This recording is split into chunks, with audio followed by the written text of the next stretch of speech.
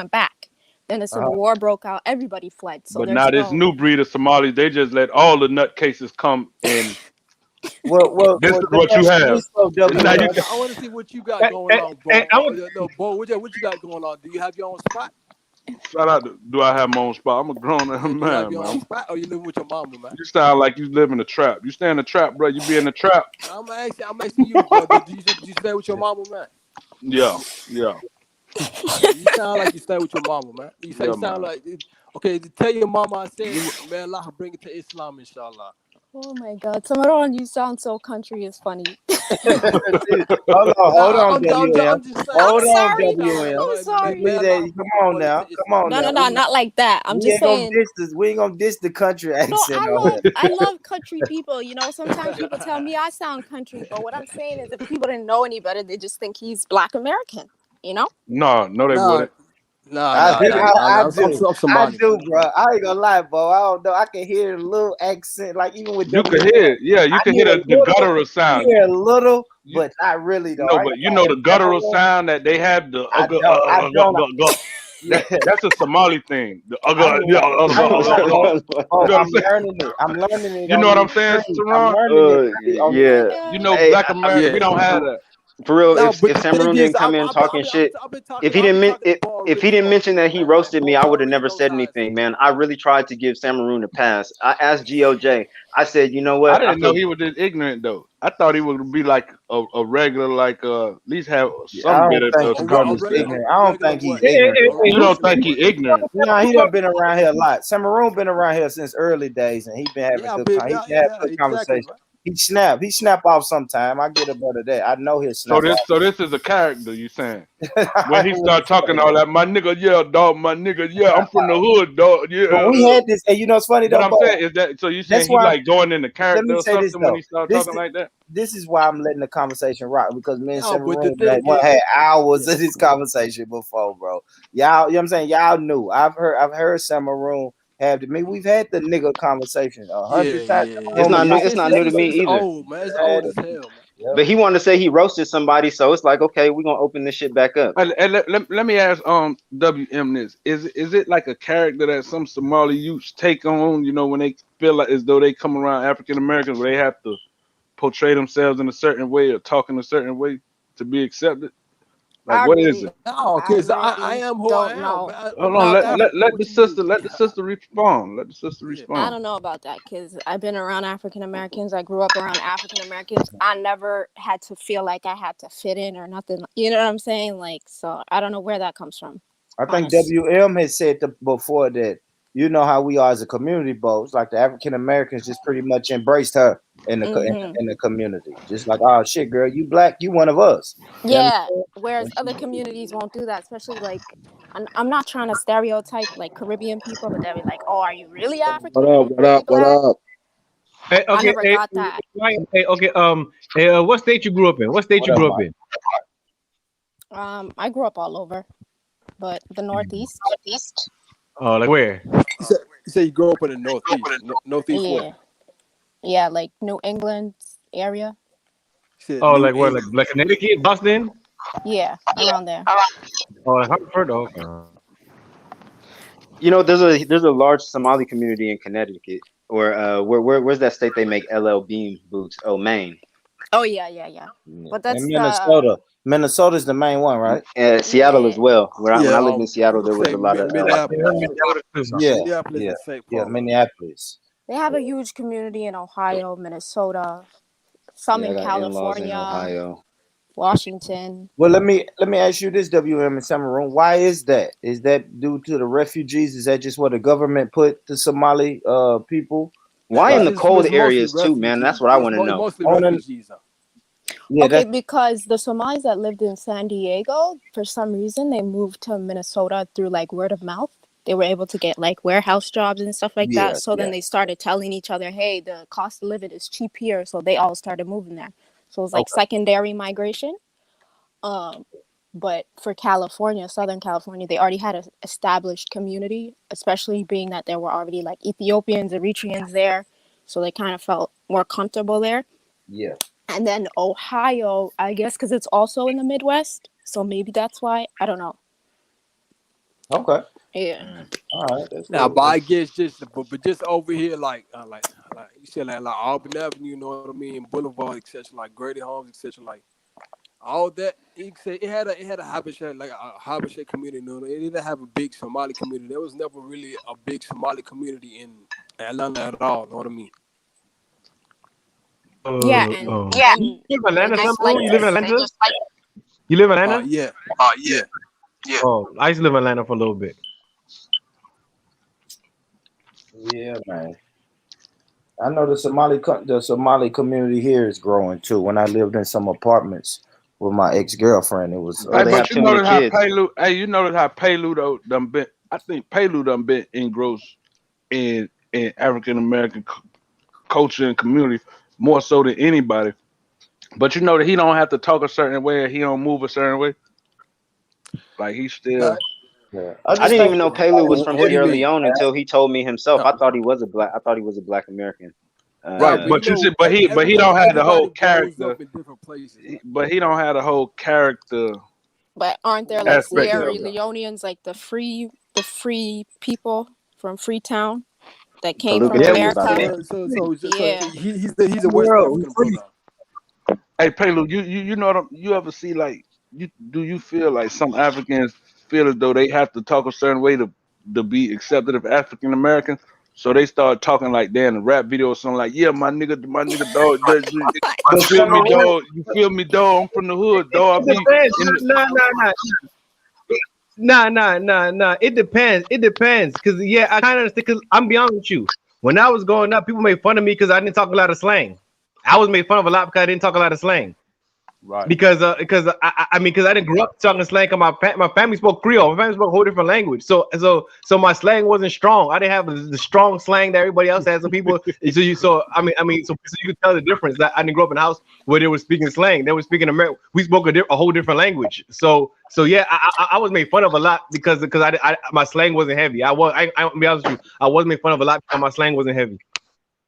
But that's gonna be anybody though that move. Like, let's say you move from DC, even if you was to talk DC slang, if you move down south, people gonna be like, man, what the fuck this nigga talking about, man? You know, so people go like down south, people say New York, people from New York sound white. You know what I'm saying?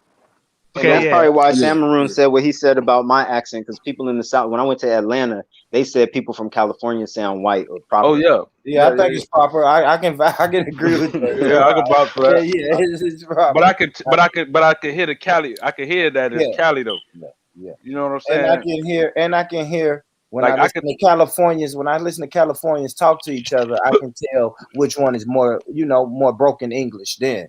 But when I just hear you as a person from Cali, I'm like, oh yeah, even when I used to watch the movies, even when I watch the gangster movies, I'm like, man, they just still got a proper vibe. Even MC8, Mark Ash, Yeah, Trick, that's them what I'm niggas, saying. That's the main them word niggas, too. Mark, them niggas Mark. enunciate their words a little bit. Yeah. They enunciate. Yeah. Blow your brains out, but enunciate every word before they do it, man. Look. Who got some snaps on the Petro? That's a fact, man. That's crazy. But yeah, I give you that. What's up, homie? I give you that. Yeah, But I don't know though, man. I can't speak from the outside looking in, but I can say this about Brother Summerroom is I've been talking to him for probably about 3 years on these streams now, and he's always spoken like this. Yeah. Threw me off, but it's him. He sounds He like said an it threw him Atlanta off. guy. He sounds like an Atlanta guy when I hear him talk. dude, I've already Sound said like he's. that. I hear the Somali accent though. I hear it. He can't hide it. No, but the thing That is, guttural like, sound, what's that a guttural Somali sound. accent? I don't even know what a Somali accent is. I'm Tell me saying what's a like that Somali guttural accent. sound. Like she sound more What Americanized. guttural sound? No, You it's get what I'm because what he's saying is in Somali we use guttural like words like ha like that. That's what he means. Oh, just like how we use our Wait, words. what part are y'all both from though? I'm from I don't think he's from Somalia. I think he's from Somaliland. I'm from southern Somalia. No, I'm from the north. Yeah. Okay. I want to ask that question too. Okay. like you got less of an accent than he does. Hey, let me ask you this though. Okay, so is there a different language. Somaliland and some don't. Okay, don't y'all speak the same language? Yes. We have a Okay, No, different but accent. we have We have a different dialects. We accent. have different dialects. Huh? Yeah, we have different Like dialects. the oh, different Landers say they could. Landers say that y'all can understand them better than they can understand y'all. Yes, so that's true. That's true. is is it mutually intelligible though? Your language is mutually intelligible, Yes, right? it's the same exact language. Yeah, It's just a dialect. Okay, so because I'm trying to figure out of all the countries in Africa, Somalia should be the most unified country because y'all one of the few countries that everybody speak the same language. They're You know what I'm culturally saying? homogeneous. They're one of the Yeah, only countries. No, you're but like the only country. it is Like, y'all- unified. Like what it is. Y'all are tribal though. Y'all got the tribe thing going and the I'm clan thing But going. everywhere in Africa I'm has like tribes, man. What are you talking countries. about? There's tribes Like everywhere. little Sierra Leone got like 16 different languages in Sierra Leone, but then again, in Sierra Leone everybody speaks the same language too, but they speak the same second language, but still. But What about the Barwanis or the No, but Barwa? I know what they thing feel is in differently. Somalia, we have one language. Huh? We have so we Yeah, all speak but Somali. where all he's you are the from, same people. where I almost say I don't understand why y'all can't get it together. I mean, out of all the countries, y'all supposed to be together the most. I would think so. I would think so. Yeah, but but y'all you have so much. forgot Okay, half but of there's Ethiopia, so half of Ethiopia. first of all, there's a Somali lot of land. issues because a lot of our land was taken from us. Ethiopians have our land, Kenyans have our land. Yeah, but Djibouti is still, part of us. Second of all, what you got to understand is there's ethnic minorities in southern Somalia that don't speak Somali, such as the Barwani, such as but how much other percentage groups of of Brother, people. let her answer. Just chill So for a minute. this whole idea of Somalis are homogeneous. Yes, there's ethnic Somalis and we're ethnically homogeneous, but we do have groups of minorities that live with us and that have lived with us for hundreds of years that speak their own language and have their own culture. Like the yeah, but Bantus. but how Yes. much? Even 100 for thousands. How much of the percentage of them is how much percentage of Somalia is the minorities? How much percentage of it? Not that I much. think 3% probably. Yeah. Okay, so it's so little that you still be united. That's for African standards. That's nothing. You know, so Yeah, for African but standards, what you only got, have 3% of your to have 97% homogeneous. That's high for Africa. The That's really Barwanese or whatever would feel differently though. I think they're trying to. Are they independent? Or are they trying to get no, independence? they're not trying to be independent at all. Because I'm friends with one, and he's always going on about how Somalis are oppressing his people, and that and actually he said they're the original Somalis, and that of the rest of y'all are foreigners, But invaders. who's the original Somali? Whoever said that, nobody ever said Who's that. the original Somali? The Barwani? Barwanis are the original, How? and the They're rest of y'all are. mixed. They're mixed. I know that's what he says. How can they I, be the original Somalis? I see that They Everlast came. guy always telling him that. If I'm Dude, saying. that's impossible. Literally, they were allowed in Somalia. They were allowed in Mogadishu by us. Then they mixed with the local Nah, population. they said they said they let y'all in, No, they didn't. That's and then bullshit. y'all did some type of power move and pushed them out. No. There was a treaty. And they were allowed in our. We even had walls around our city. There was a treaty that allowed them to come in, and then they had to leave. So I don't know what he's talking about. And then how'd y'all lose that part of Ethiopia too? Ain't The part of British. Ethiopia supposed to be? The British gave it to them. The British gave it to them. The British gave it to Yeah, the British also gave NFD, which is the Northern Frontier District, also known as Northeastern Province now. They also gave it to them. They backstabbed us. We had a referendum. 90% of Somalis that lived there wanted to join Somalia, and they didn't let us join. So they took 2 big chunks of our land and gave it to 2 other people. So our people are scattered. So even they took the land, right? Even the Somalia you have now, you still be united. Because okay, they say you just lost the land, but how you gonna get the land back if even the Somalia you have now, you have 97% homogeneous, yet it's still not united. I don't get that part. But what if they don't want to be united? Like, what if Somaliland doesn't want to be a part of us? They don't have to. Okay, then so it's over for y'all then. So if they don't want part of y'all, it's over for y'all getting the Ethiopia back. You might as well forget about trying to get the Ethiopia part back then. We might, because No, but Ethiopia is it's going already into a civil majority war. Somali anyway. We might get it back. It's already majority Somali in the Hara. Like my mother's from Dirdaba. No, there's still Somalis there, man. No. What can I say? I know Somalis in Ethiopia. They have a whole Somali state. They have a whole state in Ethiopia called Somali State, right? They have a whole state, right? You know, they got a federal government there. It's called the Somali region, yeah. Yeah, okay, it's Somali regional state. Cause I remember the guy. I seen the president talk on TV.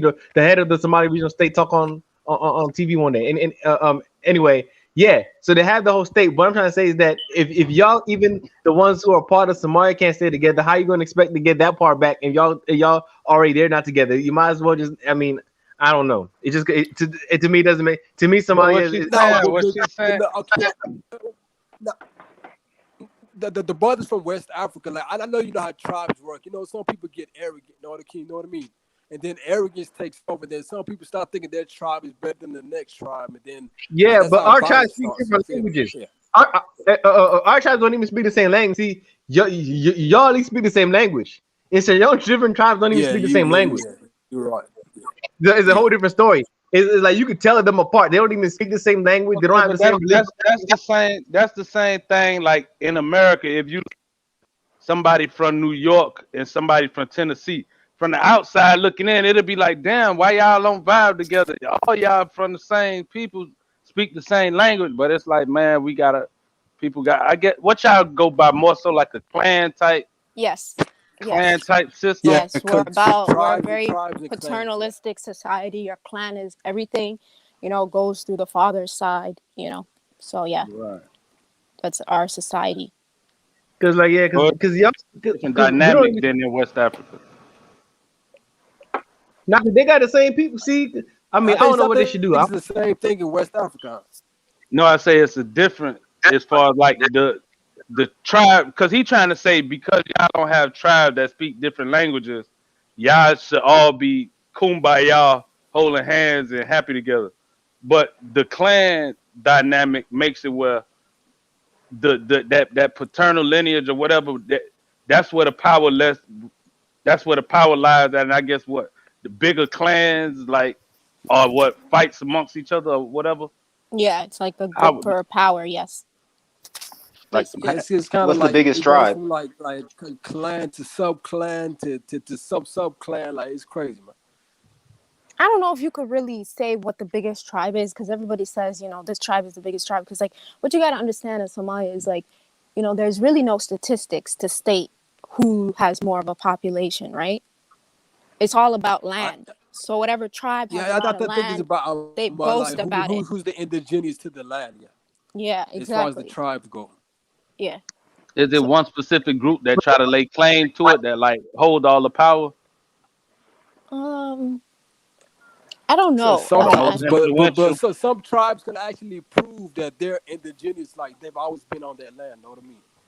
So But once they get that, of like course, their land is what's the independent. basis though for the conflicts? Though? What's the basis for like the division and most of the conflicts that go on over there?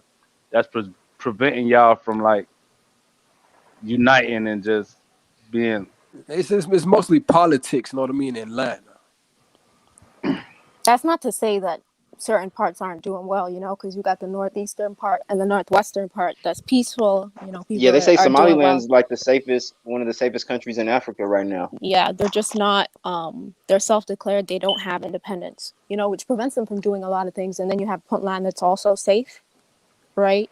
But then the issue is with the South Yeah, because the South got a lot of instability yeah. going It's just on. it's a lot of war going on down south. But what's the reason behind it? Strictly politics? It's politics. Pretty much, yes. And then there's a power vacuum. So every time there's a power vacuum, somebody wants to take control. Then you have the capital where everything is concentrated, which causes another issue, because if you're not from the capital, you kind of feel marginalized. So that's the issue. One of many issues. Now I suggest you go visit Somalia. Who? We have like the biggest coast in Africa. Like we have huge Visit beaches, man. Somalia. Them nigga pirates, man. Hey, bro, listen. They're not No, gonna touch you. no, He everybody said not pirates. not pirates. Man. Everybody not I pirates. seen that movie, man. Them pirates, they don't exist anymore. That was like a 2008 type Oh, of thing. they They're not got rid of around. like the warlords and all that. That don't exist no more. Yeah, the pirates ain't around. The pirates, the whole reason was they were dumping poison in the waters. So the pirates were kind of taking control, And they're just like protecting the water or something. protecting their waters because the government wasn't doing that for them. And what you got to understand is that's their livelihood. Fishing is their livelihood. Man, Somalia got that iconic picture with that kid and So that The AK with that ship in the background, man. I see that so So much. it wasn't all about just like money. It was more so like trying to like just basically run people out of their waters. Like Yeah, because don't. China Yeah, was yeah. coming They over, were trying to like dumping poison the water, yeah, poison, poison you to kill know? the fish out. And then some people were consuming that fish, and then they ended up having, you know, issues because of the poison in the fish. So they took matters into their own hands. And then it became really like lucrative because they were making millions from that. Oh, I seen it, but I never like really looked into what it was all about. Yeah. It's just you know, propaganda Yeah, as usual. like looking from the outside, I thought it was just like a hustle. Like that's just what they do, like trying to get Rob money. ships, rob ships. You're right. Nah. Right. That's what Yeah, that's what what the it looked like. propaganda taught us for real. Like Yeah. they're criminals robbing ships, and then Right. It was more so me, like criminality. yeah, Yeah, and like me, it ain't and look, and me always rooting for the underdogs. I'm like, fuck it, rob they ships. Yeah, I mean, fuck it, go take that shit, man. That's just me though. But I the didn't question know is, like, why were they Yeah, Walter coming to Maya our visited shows? Somalia a couple of weeks back. Oh, that If was anybody very wants to, controversial. why? for real? I seen That them was in very. Somaliland. I didn't see the one in regular Somalia. Why was that controversial? Maybe Samaron can tell you because he's from over there. I'm not from that region, but basically Samaroon, what's up? they were What is saying that they uh, consider themselves Ethiopians, and that's a big thing. Nah, That's he a went to big. a few Who different spots. considered Okay, so themselves you're talking Ethiopian? about the Somali spot of Ethiopia that he went to? Yeah. No, but the thing is, every Somali in Ethiopia, they know they're Somali. You know what I mean? And that they hold on to that. No, So but what he was even doing then, like is, hey, people even didn't. some of the Oromo, I'm not gonna lie, even some Oromo, like they claim that they're Somali, man. You That's know what I've that, yeah? heard before. They not. Let's not even I've get heard into that. that. I've heard Let's that. not I get knew into a that. Yeah, Romo but lady we who know used to they're say not they are. Somali, but they try to claim they're Somali. So they Samaron, said genetically there's no difference. That's what she said. between who and Somalis where? and I Romo don't know about and that. They don't even speak our language. They can that draw on that. she said there's genetically no. That's what she. Anyway, Yeah, No, because you know what but it is. Alpha Roma is kind of like Somali. You know that, yeah? It's kind of like Afmai, but it's not. You know what I'm saying? So they're not. I don't buy Yeah. into that BS. I just don't. No, but Because again, those people, they're sneaky people, man. You know what I mean? Like here's the they try to. thing. Here's the thing about it, right? Oromos are another Cushitic group, which, by the way, I don't believe in this Cushitic stuff, okay? I don't believe in this whole, oh, we are Cushitic. Everybody has their own ethnic group, right? So the thing about them is when they claim to be Somali, they're claiming your land. They're saying Irdaba is theirs. They're saying Jig Jiga is That's like the theirs. same thing when they try to claim Ado. That's how we. Yeah, I feel you. And Ados is a what? It's an ethnic group, right?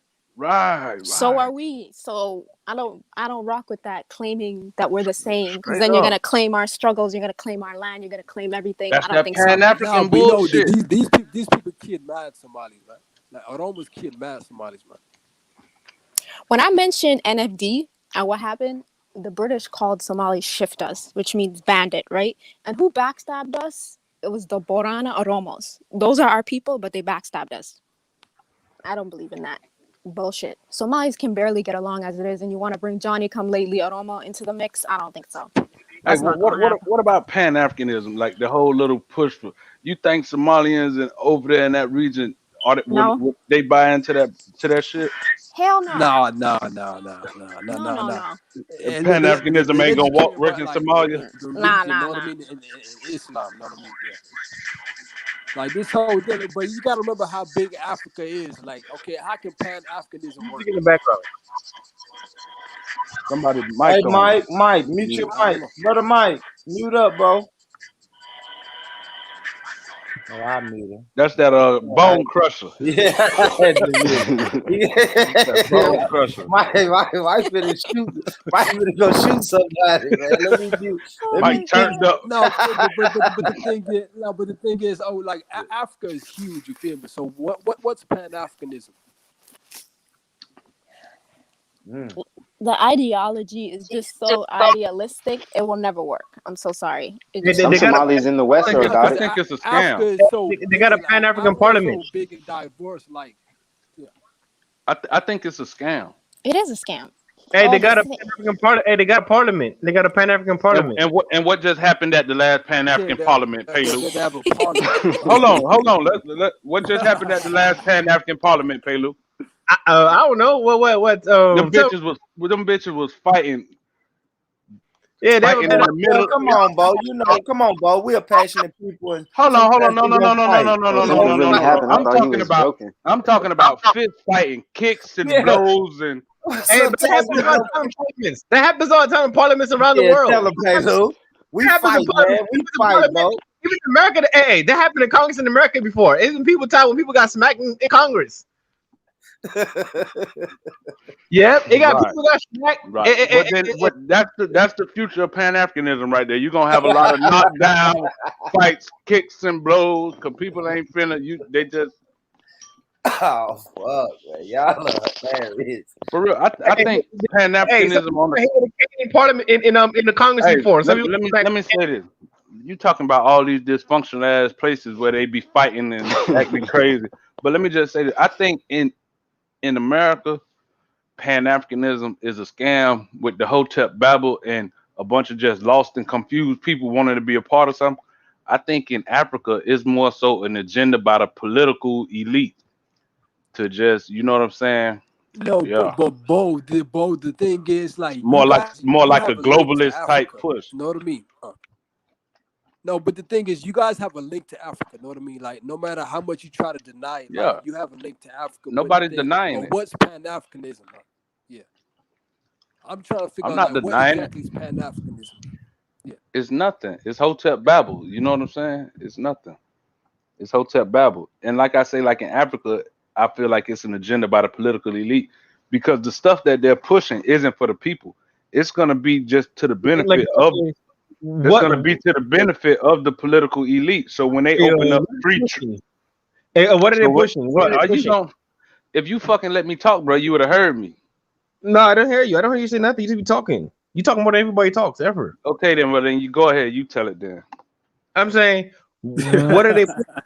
What are they pushing? You tell it. You tell it. No, I have no idea what they're pushing. Sonny Philly. I have no idea what they're pushing.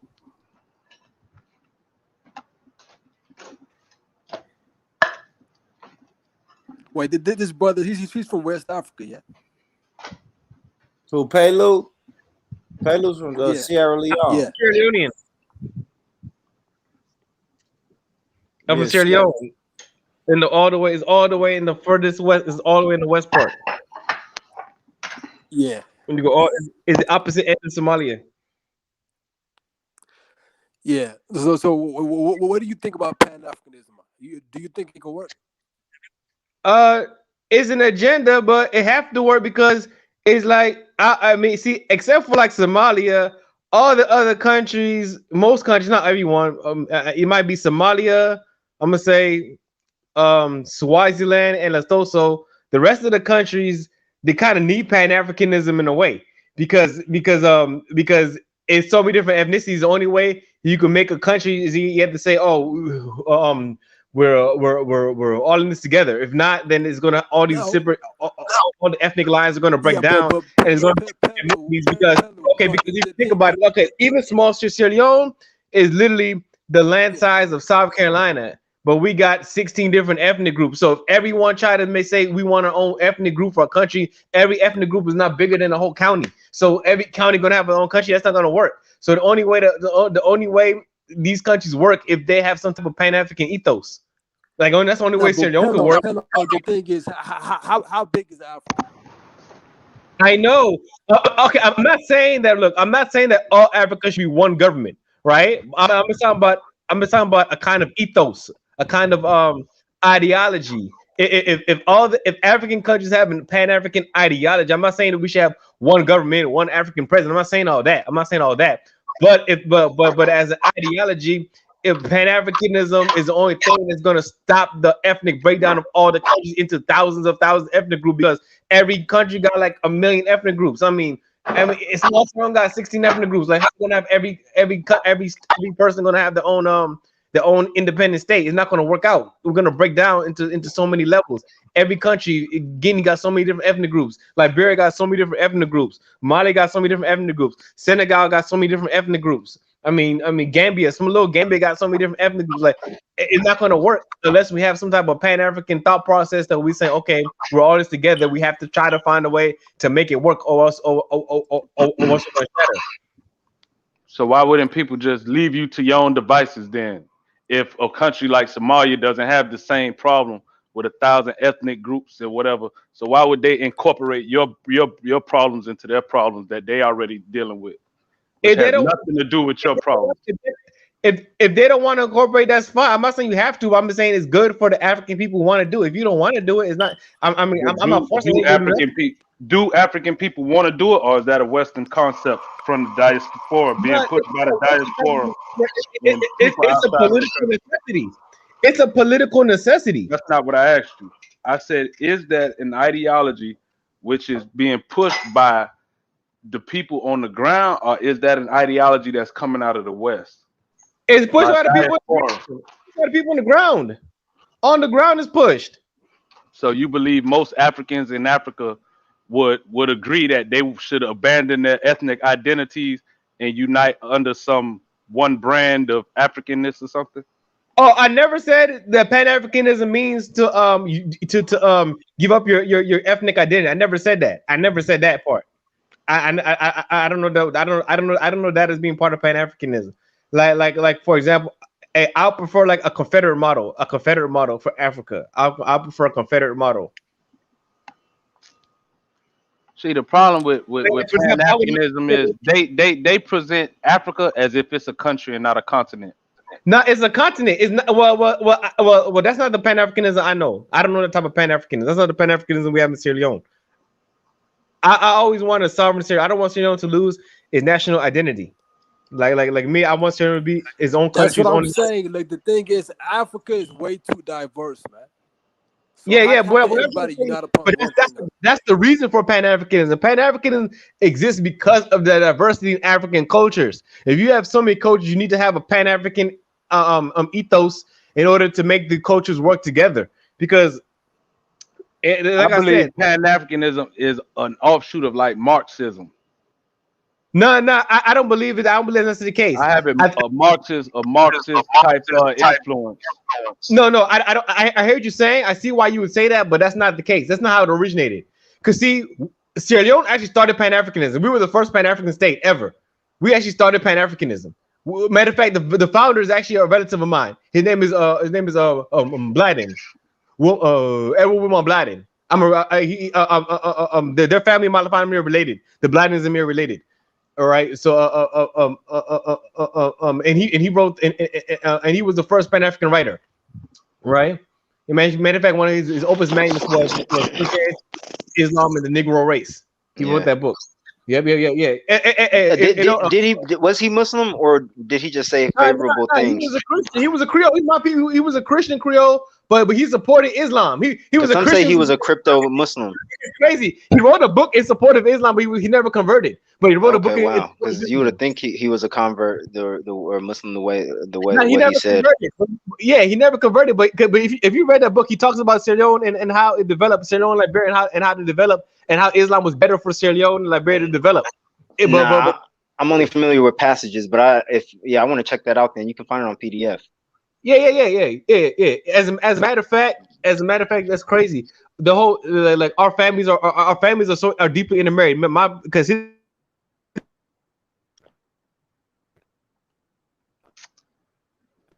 slow his little ass down. Damn, man, Palu got figures in his family. Shit.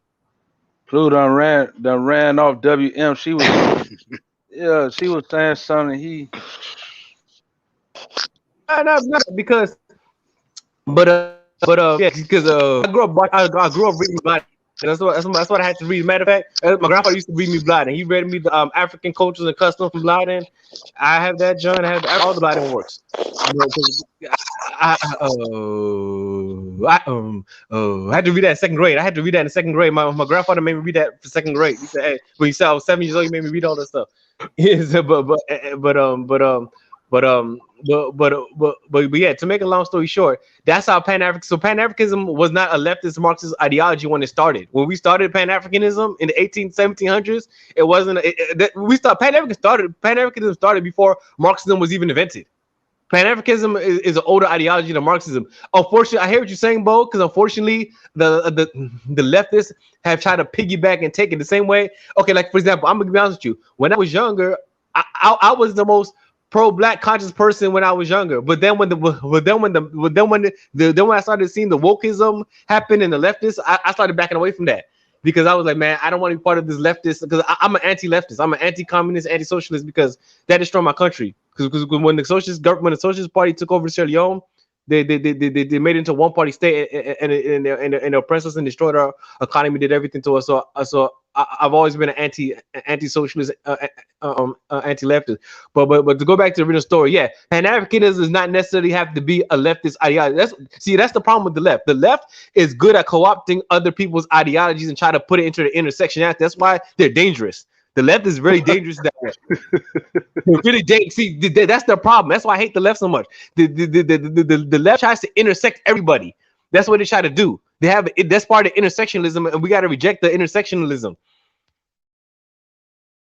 Because like that's the new wave. That's the new wave.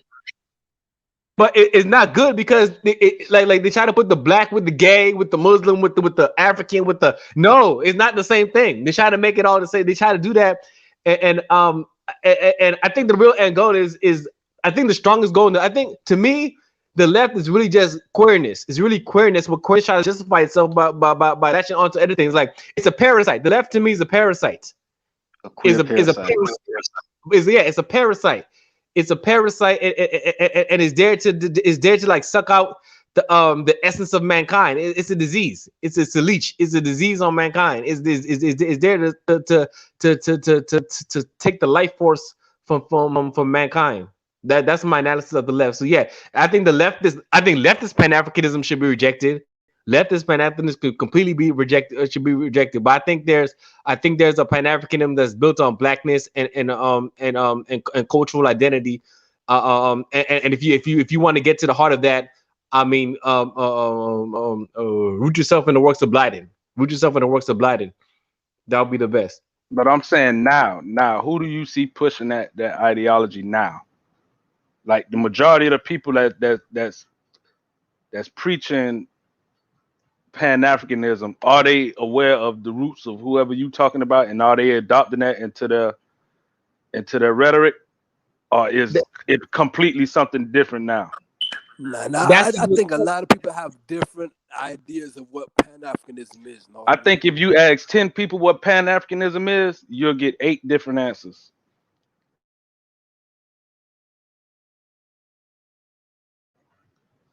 It's like there is no definition of Pan-Africanism at this point. Like everybody makes it out to be what they want it to be. So if you ask an African American in America, they might tell you some Hotep babble. You ask a South African, they might tell you some shit. You ask somebody in the Caribbean, in the UK, like everybody has their own ideology and make Pan-Africanism out to be what they want it to be. There is no concrete, nothing to follow outside of just some Hotep babble. And most of their arguments, if they can't sit down, and it won't stand up against nothing. All it is just built around emotions and sentiments. They're just gonna try to play sentimental games with you and try to shame you into it. But you guys know, like West Africa has a lot of like further land. Know what I mean? Like you brothers can move back anytime. Man, we got an American passport, man. We go wherever the hell we want to go. You know that. You got an American passport. If you want to book a flight and go, we could do it if we want to. You know that. But the thing is, like a lot of brothers, I'm not gonna lie. We know that. Like, as far as like us Africans, know what I mean? A lot of, you can say African Americans, like a lot of people, they think lowly of Africans. Know what I mean? They think like, well, we're all refugees, we're all like starving, stuff like that, like different kind of stereotypes. You feel me? And it's always been like that, man. It's like a lot of people in the West, they have a bad stereotype of what Africa is and what an African is. But the thing is, I say, okay, yeah, it's some good parts of Africa, right? It's some parts that's doing good. But if you're gonna tell us that it's not that and that we should go there, then you got to be able to show us. And just because I can, if you got money, you can move to a nice part of Africa where people don't have within the country. You can move. So if I move to Nigeria, okay, yeah, I could move to Victoria Yeah. Island and stay on the island, you know what I'm saying? Away from 90% of the other people, you know what I'm saying? But you still living in the everyday realities of being in Africa, you know what I'm saying? The dysfunction and whatnot. I think a lot of people move to Africa and try to ignore the dysfunction that's around them and present this picture, you know what I'm saying? That's why I feel like if I Hey, was but African, right? That's why I say if I was African, you have I to would understand this right. dysfunction everywhere. Yeah. I understand that, right? But what I'm saying, right, if I was African, right, like I would go so hard against Hotep Babel and Hoteps because what it does, it allows for people to sweep shit under the rug, you know what I'm saying, and pretend as if the average person's everyday reality isn't a problem. You get what I'm saying? You mean to kind of like beautify Africa in a way that it's not like that they're not presenting Africa like how it really is. Because what it does is it make it hard. So let's say people in wherever Nigeria is fighting against their government and the government shitting on them and not providing Yeah. electricity and everyday basic necessities, right? When the hoteps come around, they're gonna want to hide that. They're gonna be like, no, Africa, Nigeria, not like that. It's beautiful. You come here, look at how beautiful it is. Right. Everything is good. It's perfect. So what it does is it Yeah. undermines the struggles of the everyday person. You know what I'm saying? That's trying to fight for change. If No, you get no, what I'm no. saying. I'm back. Yeah, yeah, yeah. But yeah, you're right. I kind I didn't hear everything you said, but kind of right. Yeah. See, that's the thing. To see, I think we got to separate Pan Africanism from leftism. We have to just the whole world got to leave this leftist ideology completely. You have to leave socialism, leave all this crazy stuff. This is not Pan Africanism. Pan Africanism is not a socialist ideology. Socialist, that's to tell you, these people try to take everything and intersect it into their socialist ideology, and then all they end up doing is trying to make everybody gay. It's global homo. That's what we call it. Call it global homo. That's all they're really trying to do. They try to do all over the world. Even your boy Malema, you know he's a pro gay guy. Malema, he's pro gay. Malema's a fraud, man. Yeah, no, he's pro gay. He's a socialist. Hey, every socialist since the beginning of time has been a fraud. There's no good socialist in the world. There's never been one. I can't think of nothing. Hey, let me ask Born, man. I know you get 3 chances to address the chat, right? And this shit I've been meaning. Who is this? Everything is everything. Because every day I'm in here, he be on my dick like the whole show non-stop. You know what I'm saying? Like, who is this? Who is this person? Who is that?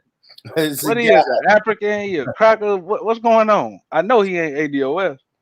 Who is that? Caribbean brother. What's his problem? What is a hotel?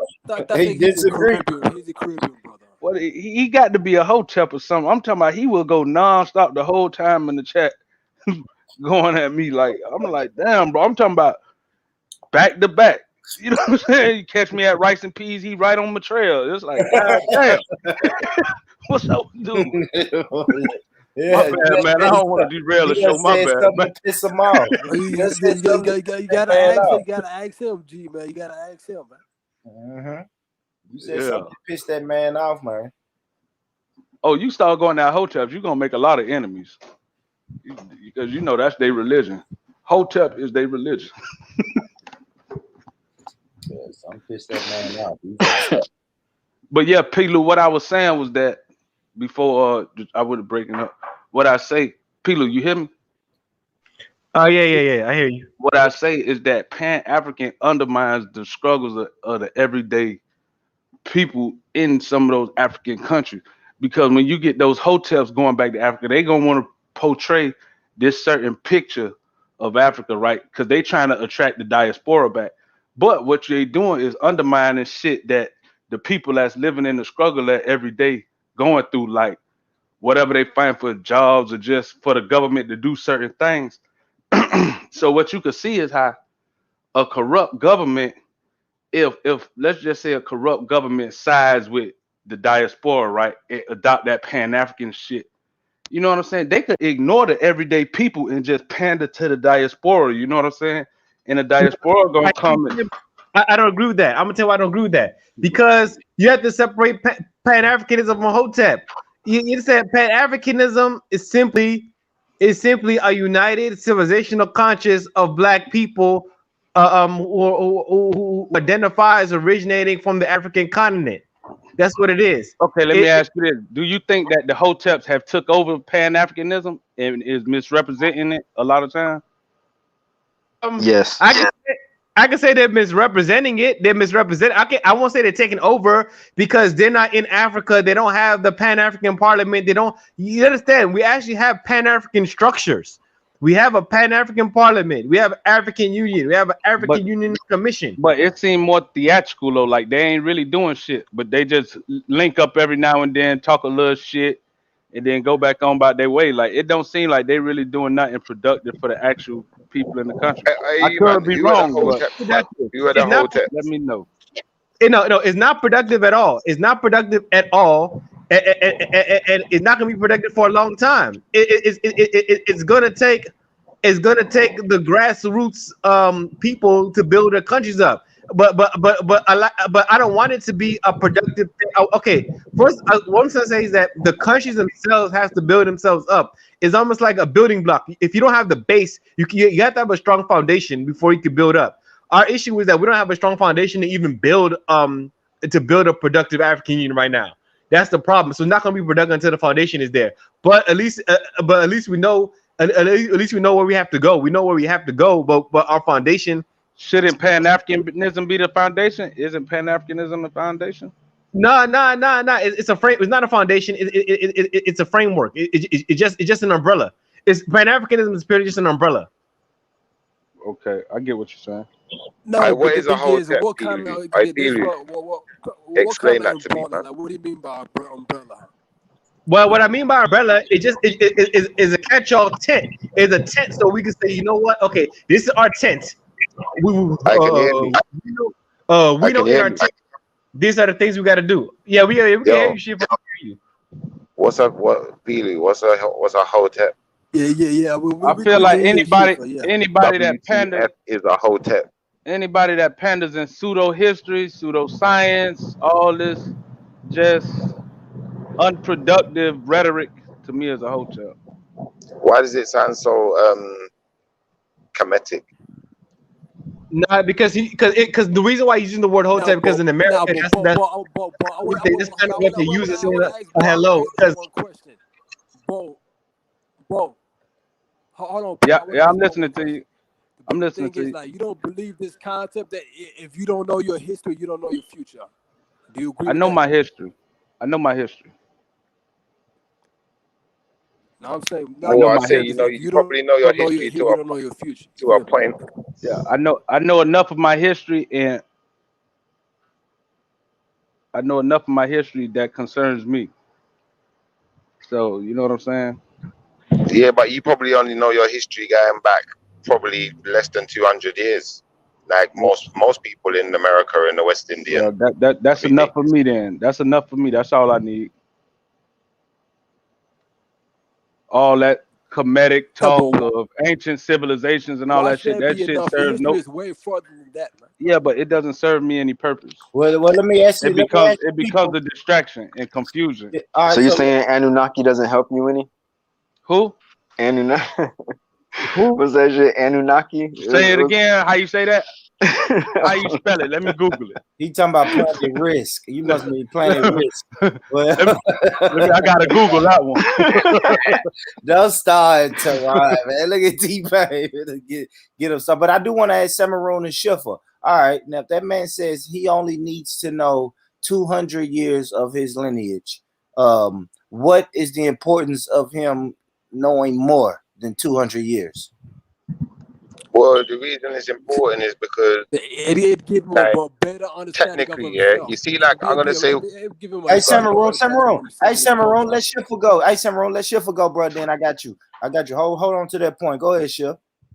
All right, so the way we do it in where I come from, Jamaica, yeah. Like I was talking to one of my I'm not Jamaican though. Yesterday. Now you're not Jamaican, but I'm just gonna show you a bit of information. Yeah. So watch this. I'm talking to my grand uncle. He's saying, listen, when them man were growing up, if they was looking at gal, they had to go like all 6, 7 parishes away, and even going that far away, there's a likelihood there's some connection. But most people on the island are related to some extent. You understand? So obviously, if you was brought to America, same ancestor, the same DNA, similar, like that. On a weird one, like we found family members like that by a cousin doing a DNA thing, and then bam, we just found that my nan's got a sister, like that. Weird one. So I think it is important, bro, for that reason. And, also in knowing yourself, knowing your own history, and, knowing your heritage and having a sense of pride in where you've come from historically. I got pride from them 200 years. Yeah, it's pretty much it. Now let me give Samaro. Go ahead, go through Samaro. But I think it's a good thing for everybody to know their culture, their history, and their ancestry. You know what I mean? Like, it gives you a better sense of who you are. You feel me? There are a lot of brothers, they think that's not important, but once you learn that, you actually learn who you are. You know what I mean? And then you can learn to build a future. You feel me? Like, everybody has kids. What are you gonna do with your children? Okay, how are your children gonna learn who they are? And how are their children gonna learn who they are? It keeps going, G. You feel me, G? From That them doesn't 200 stop, man. years, the 200 years here in America is the foundation of my identity and my history that I'm gonna pass on to my Oh, children. but it goes before. That's the thing. It goes before that, bro. It goes way before that, man. So some white motherfucker didn't create your history, man. No, they didn't. The slaves Exactly. That's that what I'm came saying. So over. That's don't what I'm telling you limit though. it to that, man. No, that's what I'm telling you though. Let me just explain it to you. The slaves and the struggle is what created my history, and that's what I'm running with. That's where I get my power from. That's where my identity Yeah. comes from, No, and anything else I that understand that completely. But the thing and is, anything before that is but that, almost yeah, is a blur, because you got to understand that African Americans as an ethnic group is an amalgamation of different tribes from Africa that came to America. So I won't be able yeah, to trace my I lineage understand that. and just say that, oh, I'm just Yoruba, or oh, I'm just this, or oh, I'm just that. You know what I'm saying? Like most African Americans, But it would be have you impossible. ever tried It to? would Because be impossible. I know. But the thing is, I know some brothers that actually took the initiative. You know what I mean? They found out their tribe, and they actually moved back to Africa. They actually moved back to West But Africa, man. I don't believe that they found a tribe. I believe that they just found a tribe that they could connect with, and they just picked that one. You know what I'm saying? Hey, bro, No, dude, let me they say took something, DNA please. tests, man. Like I might have Nigerian lineage. I might have mixed with Sierra Leonean, mixed with Ghanaian, mixed with Congolese, mixed with Benin, coming all the way up through that lineage. So which one am I to say I'm this, I'm that, or I'm this, or I'm that?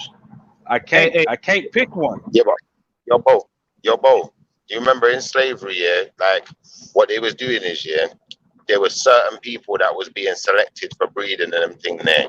So a lot of us have got common ancestors that way anyway. You understand? So a lot of us are related just through that alone. But then those people that were being used as breeders or whatever, is their history and where did they come from? And you're right, like, because I've got ancestry that goes into Sierra Leone. Do you know like that? I know that fact. You know like that. Okay, hey, let me piggyback on that. I kind of agree with Bo, but I don't. I'm gonna tell you, Bo, you're right, but I still think it's good to. I don't even think you need to do DNA test, but I still think it's good for African Americans just to know the general happenings of Africa and the origins. I think it's still good, even though I do agree with you that your lineage starts as being an African American, foundationally in America. Even me, even me. Yo, Pilu, a lot of like you see, like especially like in the Caribbean, my family, like the older people that I know. You see, if you try and talk to them about their grandparents, yeah, like if I talk to my grandparents about their grandparents, that's as far as they'll go back. they won't go back no further, because you see, once you get past that, they're gonna know some stuff in it. They would have heard some stories. There would have been some mad behaviors. There would have been some young kids with kids and all sorts of weird stuff going on. So everybody though, that's the whole world. I mean, which one? A lot of people don't like going back past that point though, for that reason, because it's gonna bring up too much stuff. Okay, well, that's not good. Well, I don't know what to tell you at that point. That means your family's not telling you stuff because, I hear you say, because, like, for example, my mom started telling me stuff recently. I just know stuff recently about different people and how different people did this back then and who did that. Yeah, of course, they're not gonna tell little kids. Not gonna tell little kids some things that are questionable things that happened a long time ago because you don't want people repeating it. But when you're adult, you're supposed to. Some of the stuff, listen.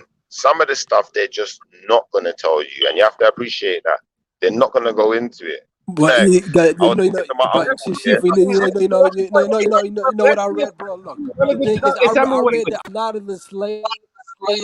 Look, hold on, let me say one thing. That's still irrelevant. I'm gonna get back to the point. I'm gonna get back to the point. That's Samuel. I mean, she's still irrelevant. Hold on, Samuel. I'm gonna tell you why I think that's still irrelevant to what Bo was saying.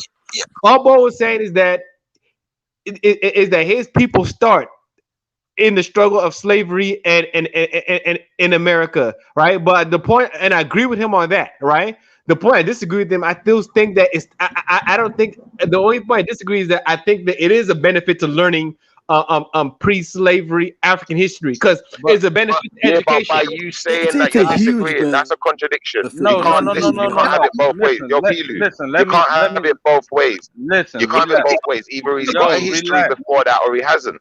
There's either one way or another, isn't it? I'm gonna tell you why I can have no, but the thing is, like, if Pelu addressing what I said, how y'all gonna answer for me? A lot of the slaves that fought back, they were sent back to Africa, right?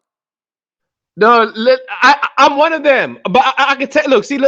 I agree with. That's why I agree with both. Cause look, my whole family were slaves. We started off in America, in the Caribbean, like we were the black loyalists who fought against the American Revolution, and then they sent us back to Sierra Leone. They sent a lot of Africans back to West Africa. Even me. Let me say this. Let me respond to what you said, Pelu, because I'm not disagreeing that there won't be value in learning that history, right? But I believe that value comes with your foundation being as an American descendant of slaves. Now, whatever you go back and read, like I would agree, like if Africa, and this is why I don't get on Pan-Africanism and I don't give Africans too much credit. Like if the Ghanaian government, like they doing good shit in Ghana, right now, right? So if they was to set up something with the HBCUs in America where you could have some type of foreign exchange where ADOS kids get to come to Africa and learn about the Akan tribes and the culture and what went on over there, like that would be a beautiful thing. You know what I'm saying? But them kids still understand their foundation is ADOS and who they are. You know what I'm saying? Like I believe that type of cultural exchange is good. And it's just like how you say, like as a Creole, by your people being a returnee, you still, even then, like your identity start as a Creole. You know what I'm saying? I was gonna explain all that. I was gonna explain that. Whatever it was, maybe you might have been mixed with Congolese before that. I was mixed with Yoruba. I'm gonna tell you what I mixed before that. Before that, I was mixed with Yoruba. I'm actually my ancestry before I was Creole. I was mixed with Yoruba and Popo. Like Popo is modern Benin Republic and Togo. My family. Yeah. Why does it have to be Pan-Africanism? Why it can't just be Africanism? Why have to have Pan in there? Why it can't just be Africanism? Okay, call it African, whatever you want. It doesn't matter. Okay, I'm gonna get back to what I'm saying. Yeah, see, that's why I agree with what you say now. See, but that's not what you said before. But that's why I had to say that because your specific words before that. The only thing I disagree with you before that was Bo, because you were saying that not only that it's not. You were saying that it's kind of like it would be like I forgot the exact word you used, but you were saying like it was kind of would be like a burden or something. It would be something to have the history before that, and I'm saying I don't think it would. If you still have a foundation as having being a foundation African American, and before I was interrupted, I was going to go into me being a Creole. Me, no matter how, well, no matter what you say, no matter how you slice it, the only thing I identify with essentially in terms of ethnicity, I'm a Creole. You know what I'm saying? I have ancestry before Creoledom, but to me, I'm a Creole. That's all I know. That's what I know myself Yeah. as. What I said was that it would be it would add to the confusion. No, yeah. And I disagree on that point. I disagree on that point. The confusion comes not as me knowing who I am. Like me, if I was to go to Africa, I could go to Africa and I wouldn't give a damn about whatever voodoo ceremonies y'all got going on and all that. It won't affect me because I know who I am, right? But the confusion comes, I'm talking about collectively with African Americans, are those that try to go that route where they trace their history back before that without establishing their identity rooted in this into this is when you see the confusion come in and they start adopting all this other stuff and then they become lost. You know what I'm saying? Just searching for something. Hey, that's why I disagree with you. I don't think that's the case. Cause I told you, because I'm a living example of that. All the time. You see it all the time in African. Let me just say this. Because even Africans, when you look at an African American that come back and I done made it back from the ancestors, and they start dressing up or projecting the image of what they think African culture is, and they get their little dashikis on. It's like you could look at them and tell that they're lost and they're searching for something. You know what I'm saying? They don't know who they are. Okay, Whereas if I come over to Africa and I'm just me, I got my little polo on, and you know what I'm saying? Whatever. It's you know who I am, and so whatever we have, it's gonna be a more cultural exchange. But yeah, I get what you're saying, Bo. Listen, what I'm saying, but that's not what you were saying before. And what I'm saying, that's what I meant to say. That's what I've been trying to say the whole time. Maybe I didn't say it right. Okay, yeah. Okay, yeah. Because see, even our Creole people, like us, we're different than the rest of the Sierra Leone people, and I don't care. Like a lot of people try to make fun of us and join on us, but I really don't care. Like even in the chat, people talking about you don't know your culture. I'm like, I do not care about being no African tribesman. I'm a Creole to the core. Like I've been a Creole my whole life. My dad a Creole, my mama Creole, my grandma Creole, my grandfather Creole.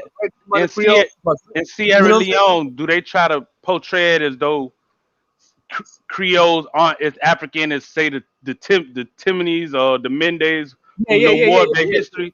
Do they try to use that as a weapon against y'all? Yeah. All the time. So that's how you.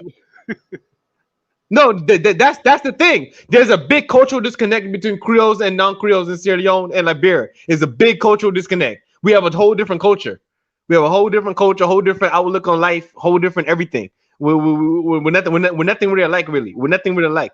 So if I was to go to Sierra Leone, it'll probably be easier for me to like assimilate around the Creoles, like as far as them understanding, like when I start talking about ADOS and that whole experience, like it'll be then the other tribes who don't have that same history.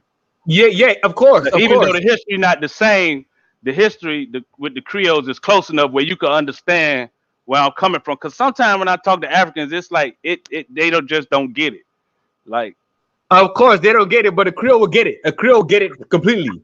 Because the Creoles are all descendants of slaves. To be a Creole means I understand what you're saying, but you have to know everybody in Africa doesn't think the same. Like, okay, as far as me and like my people, like we think of ourselves as Muslim first. Okay, then we're East African, Somali, or whatever you want to say. You know what I mean? But the thing is, like everybody, like as far as being like, it's good to learn about your history. That's what I think. So. It's not good to hey, you start your think you're a history regular from, I Somali guess, though? the beginning of the transatlantic slave trade. Huh? You think you're a regular Somali though? Like if you go to Somalia, like Yeah, because the way you think. my blood, my lineage is Somali. I'm talking about like your mentality. Like you think like how you could like understand what I'm saying. You think the average Somali can like process this the same way you can, or they think completely You mean different? back home? Yeah, back They home. think completely different. Yeah, they think completely different. Yeah. So if I was to go to Somalia and try to explain a lot of this stuff, it's gonna go over their head, kind of like. But I'm gonna nobody really thinks about this whole Pan Africanism stuff. Nobody thinks like that back home. Right. I'm gonna tell you the one. Even slavery though, like even like the transatlantic slave trade, like y'all was disconnected from that. So if I come talking about ancestors and shit in Somalia, they're Yeah. gonna be like, "What?" No, the Hey, thing is hey, that hey, we know our ancestors. Know what I mean? Huh? Yeah. hey, but Bo, the only difference It's pretty I'm much gonna because say, it's something like the thing is, as far as ancestry is something that we hold on to. So we have Right. records, we have everything like regarding lineage and That's things like it's that. a You know what I big. mean? So can't nobody just So come in it's not a big topic back home. and so can't nobody come in and appropriate y'all history or culture or try to pretend as if they Yeah, Somali. Like yeah, yeah, we all African. I'm African too. Like yeah. that shit ain't gonna cut it, huh? No, you yeah, still gonna think of you as African. Know what I mean? But you just can't say like you're Somali. Know what I mean? Right. You got to give them their space to be Somalian and just recognize like we cool, Yeah, but because we like different at the same time. we go by tribes back home. Yeah, But it's like we could be cool, but we different at the same time. Like yeah, but like everybody's not the same. G, you feel me? It's good to be different. You feel me? And especially right, right. Africa is huge, man. How's every Exactly. African That's gonna my be the whole same? thing. It ain't. So when I say like it ain't a bad thing if somebody say they ADOS, they just different. The different. Like I don't like that whole idea of like everybody. Like they was talking about with Pan African. One of the conversations they had with Pan Africanism is the one language, like changing the language on the continent to Swahili, where everybody gotta learn Swahili. Like how you think that'll go over? wait. Hey, let me answer that. Let me answer that. Let me jump You in. know, only a certain people speak Swahili right now. But they But saying that that's supposed to be the universal language of Pan Africanism. but let me tell you that though. Let me tell you that though. That actually, uh, uh, uh, uh, um, um, um, a language like that. I'm not totally against that. I'm not totally against something like that. I'm not saying that Swahili. I mean, probably in West Africa, it's not gonna be Swahili. Probably be like Hausa or something like that. Hausa is the most common language in West Africa. But even if it, but see, like You for think example, Hausa is more common than Yoruba? what? Hausa is way more common than Yoruba. What? Hausa? Yeah. Hausa is way more. Cause look, Hausa is spoken throughout northern Nigeria because Yoruba is not a lingua franca. Like people who not Yoruba don't just speak Yoruba, but people in that Hausa speak Hausa all the time. Okay, if you Right, go to Ghana, like the Fulanis. yeah, like Fulani's not even Fulani. Okay, if you go But I all know over, Fulani speak Hausa. Like I know, yeah. I said, not only them though. Okay, like I'm gonna give you an example. If you go to Ghana, there's no houses. I mean, houses are foreigners to Ghana. They're not indigenous to Ghana. But all the Muslims in Ghana speak Hausa. Just like the lingua franca for the Muslims, they all speak Hausa. oh, Even if yeah. they're not, even if they don't have Hausa actually, they speak just like because Hausa is a trade language. It's a trade language. That's one of the few lingua francas that are indigenous. But like, but and then of course Sierra Leone has a. That's one of the good. See, hey, out of all the countries in Africa, Sierra Leone is one of the only countries that everybody can speak a common language because of the Creoles. Because everybody in Sierra Leone speaks Creole, even if you're not Creole or not. Even non-Creoles speak Creole. Everybody in Sierra Leone got to speak Creole. This to survive. Everybody, but I was saying, I just want to get back to what we were talking before about how you could connect to the ADO West thing. You could talk about if you want to go to Sierra Leone and talk to the Creoles. But I'm gonna tell you the main thing that will disconnect you from the Creoles if you want to talk to them about ADO West like that. The main thing Creoles have the main separating point psychologically is that Creoles do not have a complex against white people. Like for example, because in the Creole mindset. No, because in the Creole mindset, the Creole people think that they're better than white people. In the Creole mindset, the Creoles think that they're the most refined gentlemen in the world. That's just the Creole thing. That's just the Creole like swagger about himself. The way they think in their mind is that we're the most refined people to ever But when exist. I'm saying you say problem I have, or you say African Americans in general. No. Because I just want to come back to what you're saying is that if you were going to come to Africa into Sierra Leone and talk about ADOS issues, right? The Creoles will understand you and say, yeah, they understand you to a certain extent, but the one thing that they won't understand is because in the Creole, That whole white supremacy type. Yeah, they're not gonna understand all that whole, shit. Because they'll be like, "What the fuck are you talking about? How?" That's what they're gonna say. They're gonna say, "What the hell are you talking about?" That's what they're gonna say. Like, because in the Creole mindset, the Creoles think that they're the most sophisticated people to ever walk the face of the earth. That's how we think of ourselves. We just think we're so smart. We think we're the smartest people ever, and that we don't care if you're white, black, whatever. We think that we're the most refined gentleman ever. And somebody said in the comments that there was like Creole means you're mixed. No, Sierra Leone Creole don't mean you're mixed. Sierra Leone Creole it means that you're a descendant of the slaves who settled back. That's what that's what Creole means in the Sierra Leonean context. But It means you're a descendant of a slave. that's what it means in the Caribbean too. Like if you go to Belize, like the Creoles were the ones that descended from the slaves. You know what I'm saying? Yeah, in the that's language what they got. in Belize too. Yeah, exactly. Creole means you're Creole in Sierra Leone means that you're a descendant of a slave settler who resettled in Sierra Leone. Right. That's what it means. I'm a descendant of slaves. My whole family was a descendant of slaves. I have one great grandmother who was a Timney Fulani mix. That was it. And the rest of my family, all my other great grandparents are grandchildren of slaves. I only got one person. I only got one great So grandmother. what are you? So you consider yourself Pan African? Me? Yeah. Yeah, I consider myself Pan African in the Sierra Leonean, in the old school Sierra Leonean way of thinking about Pan Africanism. Yeah, I don't think of myself Pan African. So you see Pan Africanism solely through the Sierra Leonean Creole context. Yes, purely. I see purely through the Creole context. So a lot of it, do you identify with a lot of the rhetoric you hear outside of that context? No, Like not at all. Not at all. I don't identify. It's mixed with the Marxism. I tell you, I'm an anti-Marxist. I'm anti-Marxist. So it's Hotep Babel. So you would agree that outside of the Sierra Leonean context, it's Hotep Babel. Yeah, it's all Hotep Babel. Yep, I hate Hotep Babel. I hate it.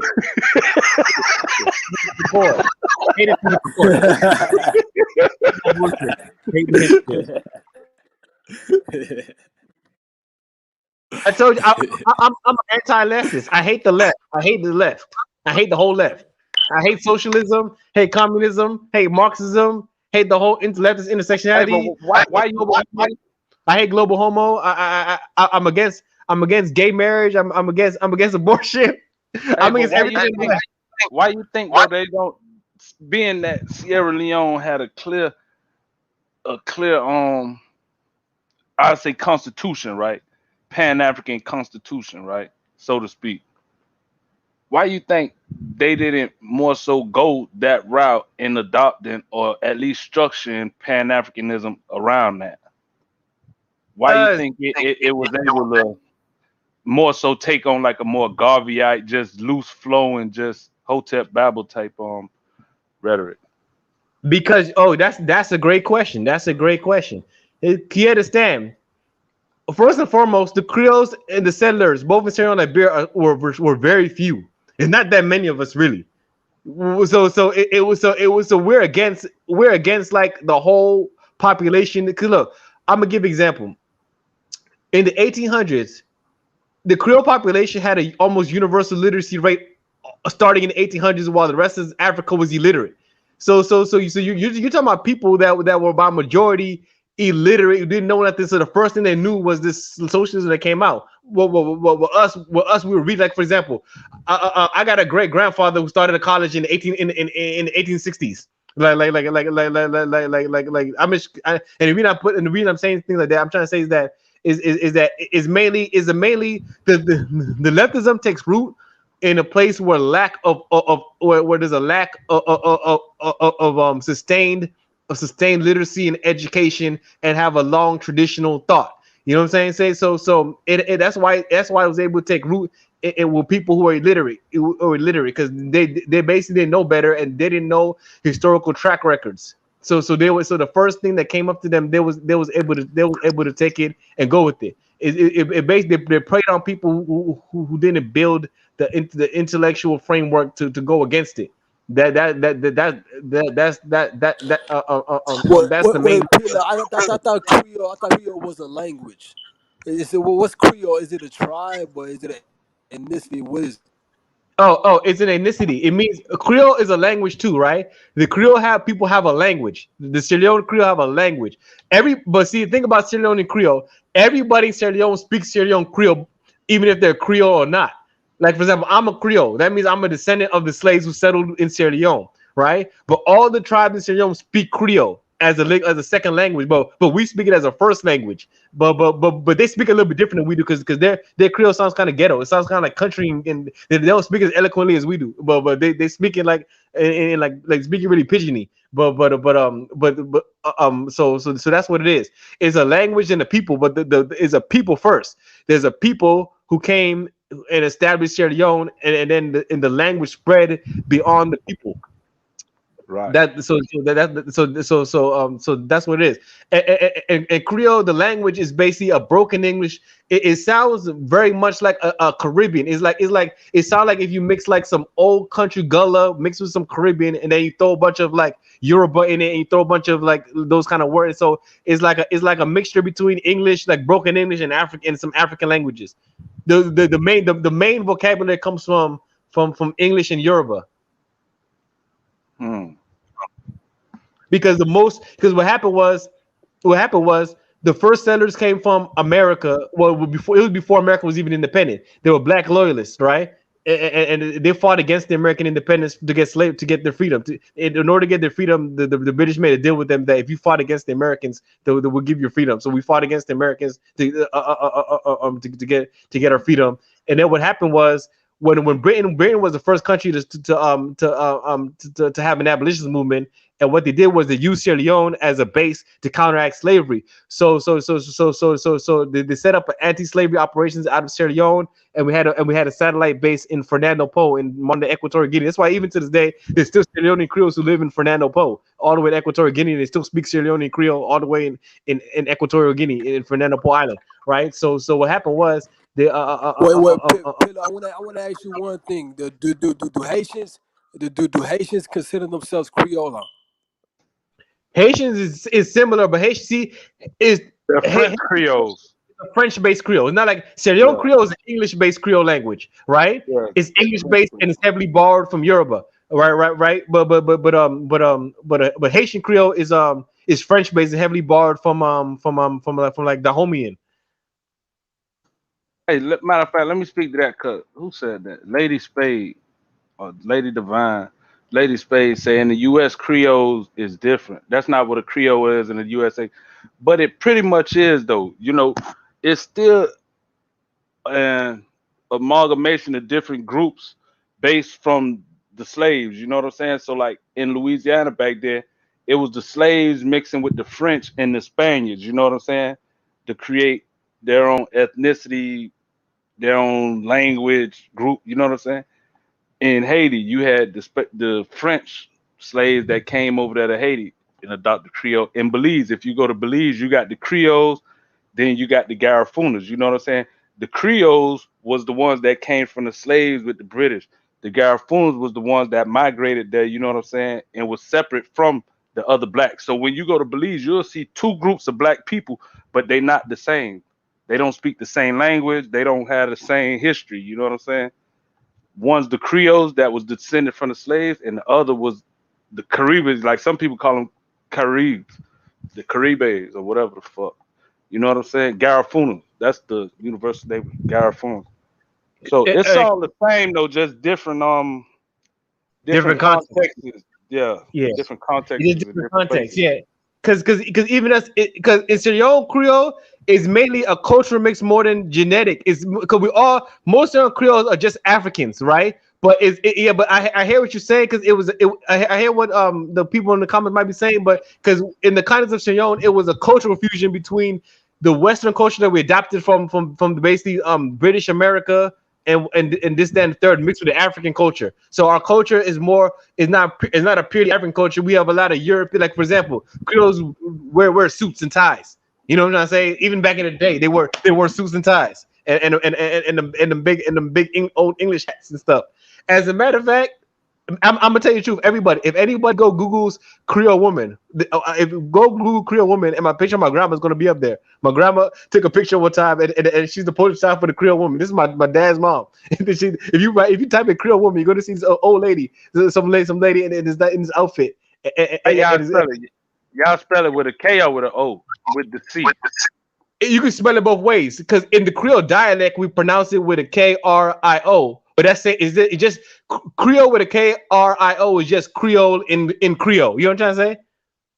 I'm saying to see your grandma. Put any one of them. Put any one of them. Put any one of them. Try both of them. Man, it's too much shit pop up when you put Creole on. All Okay, type of females pop up. is there a picture of this lady that has a hat like a brown bowler hat, and a pink dress? That's your grandma. You see that lady? And it says No, Creole. I ain't see And it. it says CRIO. Yeah, CRIO. It says Creole, and it says with the influence of Western culture and all that. You see that? CRIO. Man, put it in the link, man. Tell Born put it on the screen. Drop it in the back chat. Okay, damn. Okay. Boy, gonna put a screen. Okay. Hey, hold on. This in Sierra Leone or this here? No, the picture. Yeah. That's in Sierra Leone. That's in Freetown. You see the picture I'm talking about? Nah. I'm gonna put it on the back chat. Let me see. I'll put it on the.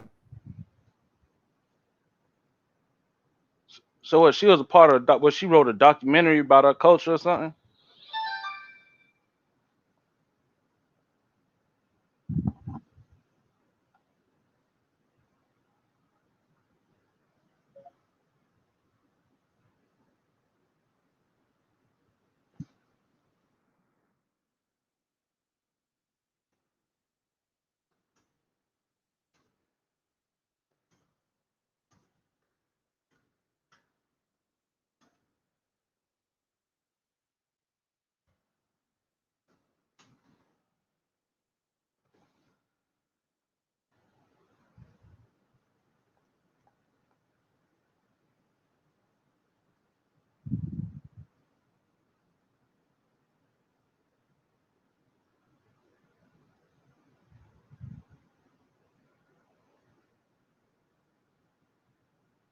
Hello.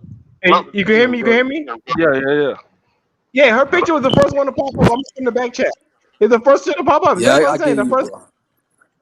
What? I'm gonna put in the back chat.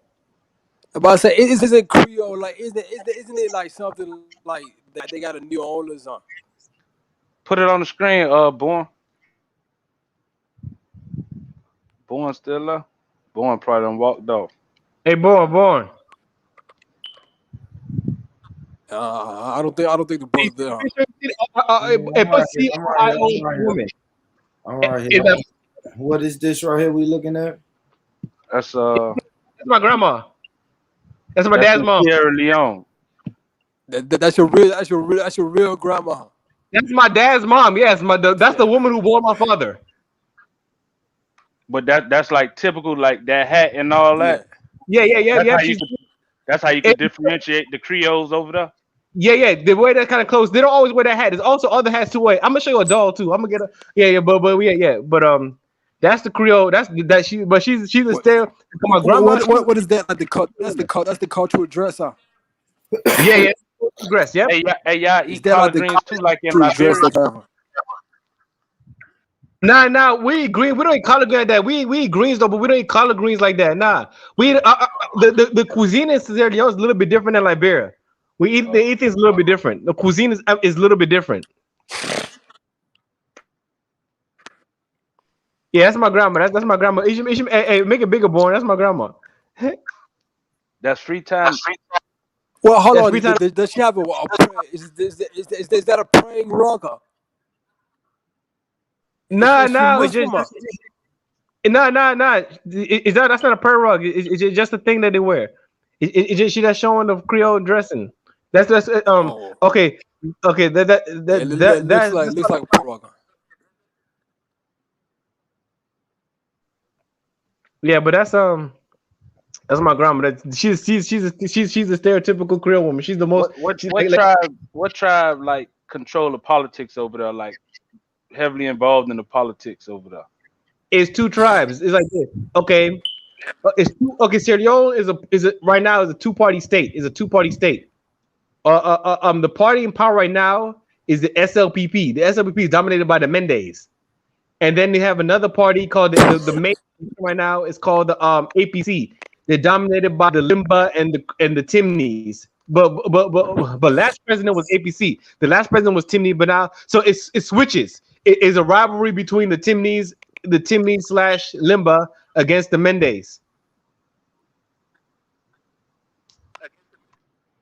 Oh, so don't nobody really beef with the Creoles? That's the other original tribe that be beefing amongst each other. Yeah, they don't really beef with the Creole. Okay, everybody kind of don't like the Creoles, but Creoles are not large enough. Okay, what happened was when we became independent, we decided to merge with the. Okay, Sierra Leone, when Sierra Leone was under Britain, right?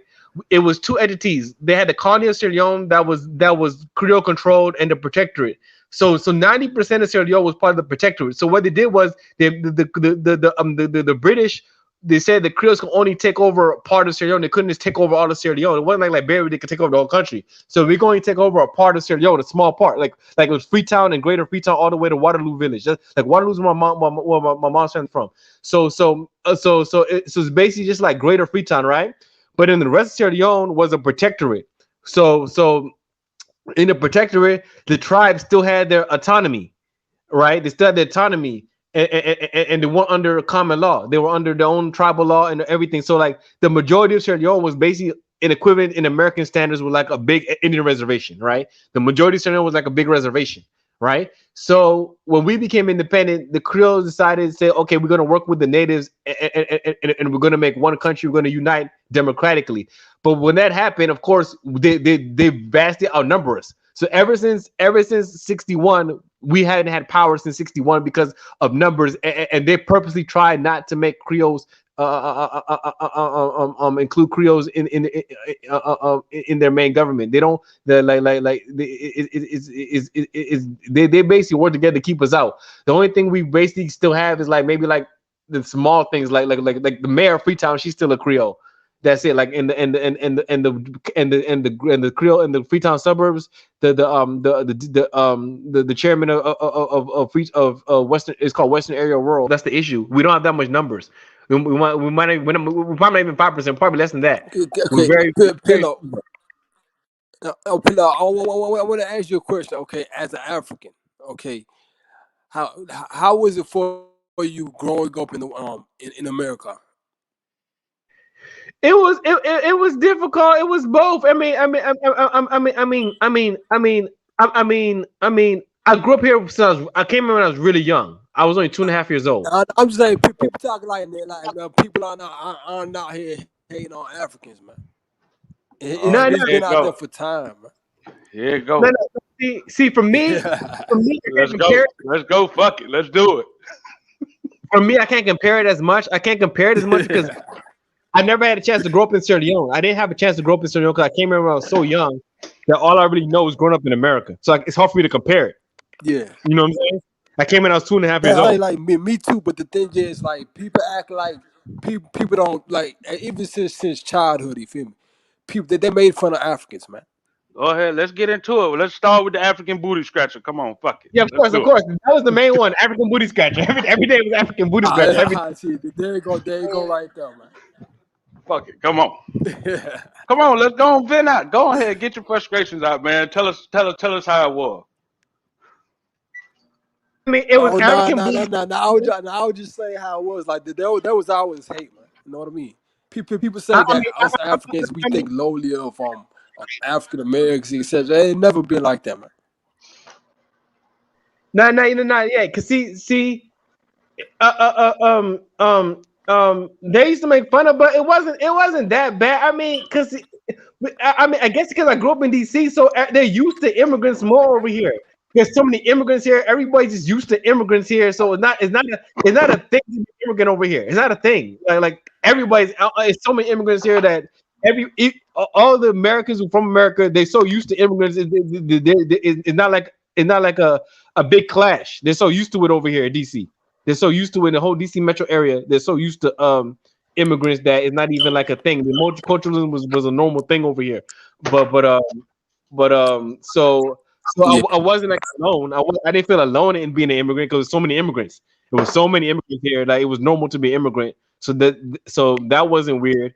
Of course, certain things. I'm gonna give example. Certain things like a lot of things. See, a lot of people okay, like for example, a lot of people expected me to be more, to have. The one thing I remember growing up, even up to now, a lot of people expect me to be more American than I am, because they don't understand that a lot of things you get from your family, and I didn't get the African American experience from my family. So it's so some things I'm kind of out of touch with. Like for example, if you're African American, you grew up listening to your mom, dad playing old 70s, 60s, old school, whatever, in your house, and it Yeah, was I part grew of up on what? Sweet Mama Africa. That's what all that shit. what? I say what y'all were listening to. Sweet Mama Yeah, Africa and we listen to Fele. old music. I would listen to Goombay. I would listen to Creole Goombay. We listen Now to you gotta grow up listening to the Oh, Quran, right? They grow up listening to the Quran. Y'all got Goombay in Sierra Leone. Yeah, that's the music we call Goombay. Yeah, we got Goombay. We listen to You ever old been to Goombay. Goombay in the Bahamas? It's the same like the Goombay in the Bahamas when you go to the Bahamas. Similar. Yep, it's like calypso. It's very calypso-ish. Yeah, we Oh got yeah, Goombay. I ain't know that. Hey, you know they got Goom. You ever been to the Goombay in America? Nah, I never been to Goombay in America, but I know Sierra Leone Goombay. Yeah, in Miami we used to have a Goombay every year. Okay, I didn't But know it, that. but, Yeah. but it was from it was the Bahamian Goombay though. It wasn't from the Sierra Leone. But they used to have the Monkey Jungus and all that. Y'all got the Monkey Jungus and all that. No, I don't know what that is, but we got Goombay. Goombay is the band. For the Creole people, Goombay is their traditional. Is Goombay. We got Goombay. Yep. Yeah, Goombay, the bata drum, All and the that Goombay. crazy shit. Nothing about carnival. That's carnival. Yeah. Because see, all that is African. To get understand, in Sierra Leone, that's the big thing they do. Like for example, every holiday they have No, but big. that's the name in the Bahamas though. It's called the Goombay.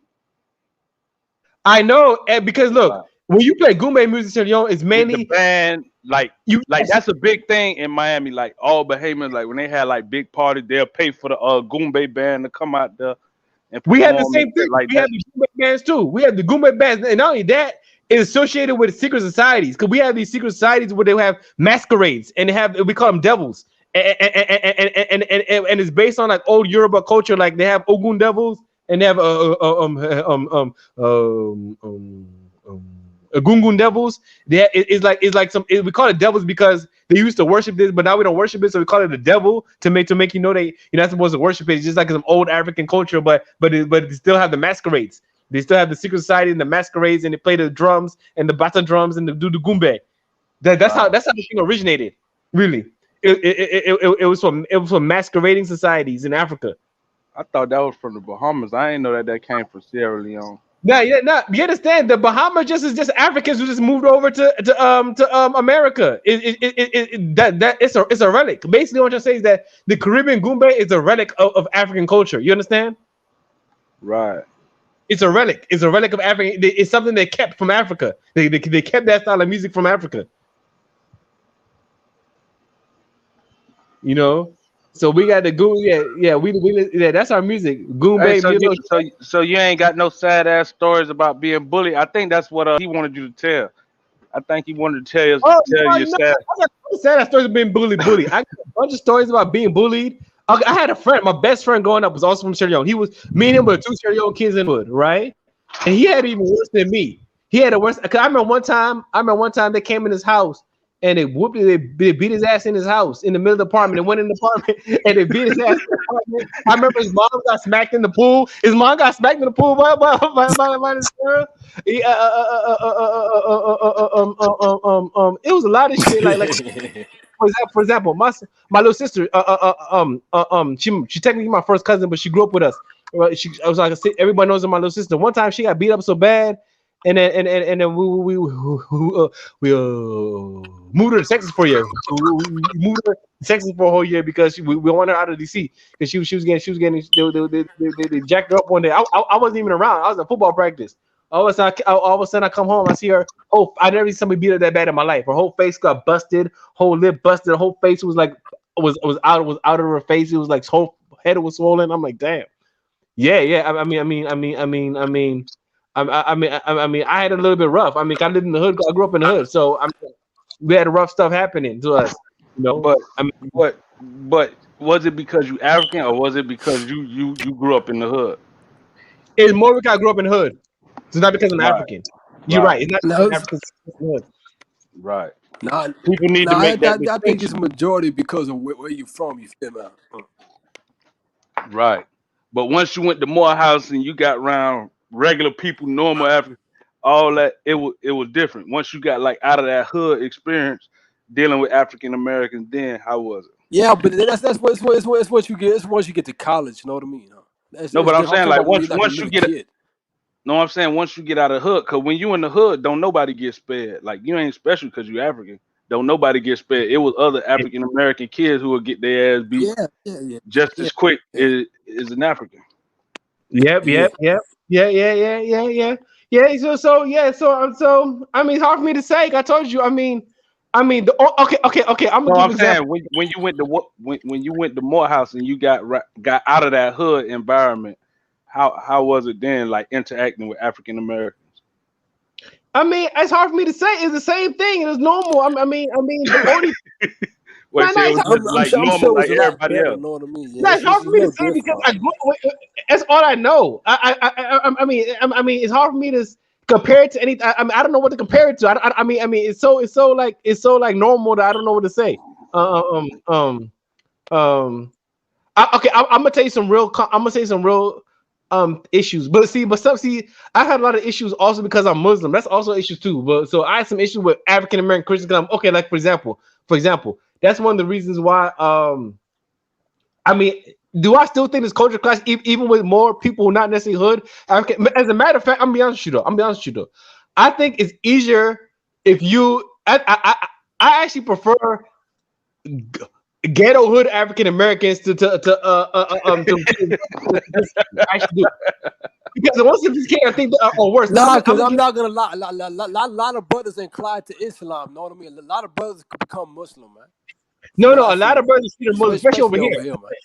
No, especially over here, right? Especially over here, all these little kids now are all Muslim now because the dad is in jail and dad is Muslim, but so they're like, oh, I'm supposed to be Muslim, come my dad Muslim, but they don't know what to do because the dad in jail, so they don't know what to do because the dad is in jail, but they all supposed to be Muslim, but anyway, I'm gonna give you what They don't just have to be in prison, bro. A lot of people come to Islam, man.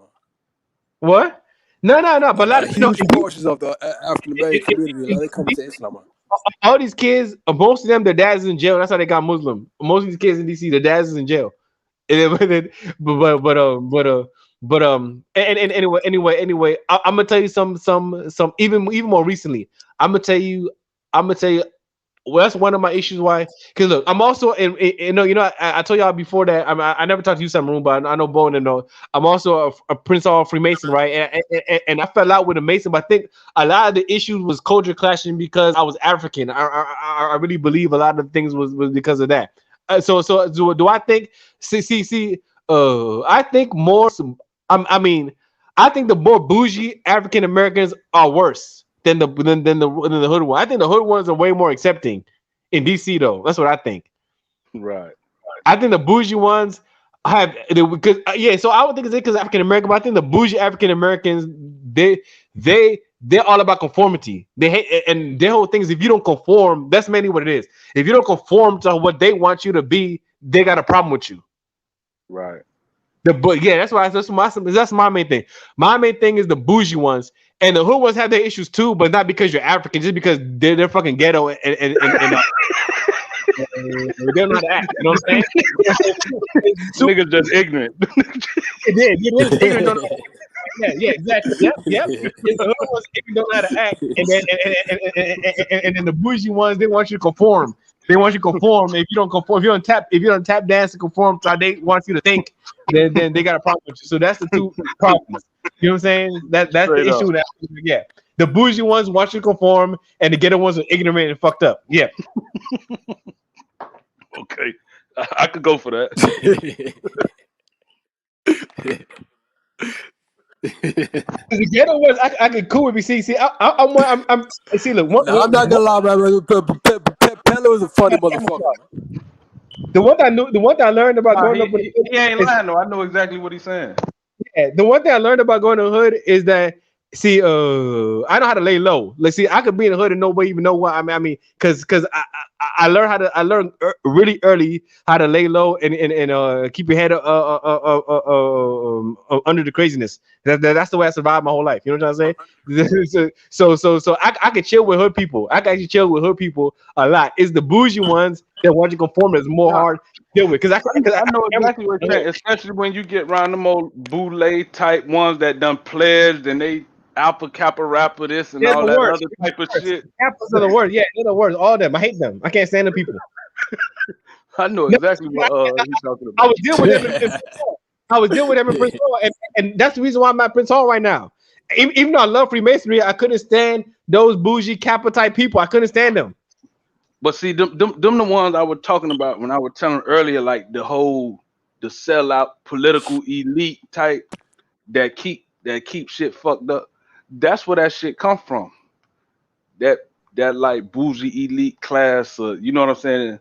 And them the ones that try to elevate themselves to the pretend as if they could speak for all black people, all African American, but they on some other shit really trying to assimilate and conform with white society. Or put on the image to them, put on the image to white society as if they And I'm gonna tell you what I think it is. What I've seen, what I personally seen in my life. I was in this trying to conform to white. So I'm gonna tell you what it is. They found a niche.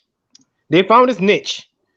Basically, this liberal. But it's the niche that they developed, though. If you look at just liberal institutions and how the whole Divine Nine and all that came about, you know what I'm saying? Like it's a part of the agenda that they've cultivated over the years. Yeah.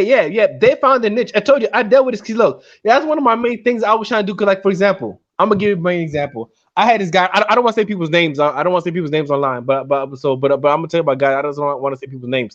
I had this because see, that was my main thing. Because I was trying to in masonry, I was trying to expand our lodge more to fit blue collar guys.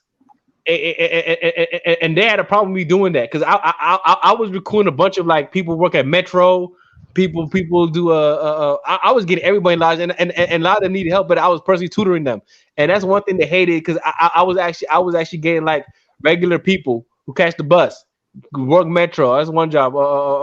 Fix some little computers. I mean, even some people was unemployed. I was getting street guys into the lodge, and they hated me for that. And I was personally tutoring them, but even though masonry not supposed to discriminate against class and whatever, they low key want everybody to be. If you're not an IT Booz Allen guy, they don't want you in the fucking lodge. You know what I'm saying? If you don't got a clearance and this, that, and the third, they try to get at you. And if you don't want to tap dance to the thing, so exactly what you said.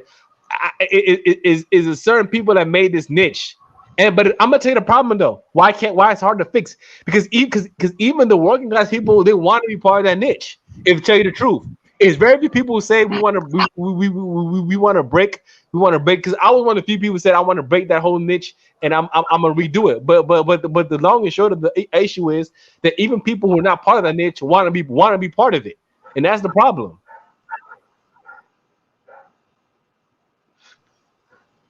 You understanding me? Yeah. I already done went in on these sellout ass niggas, man.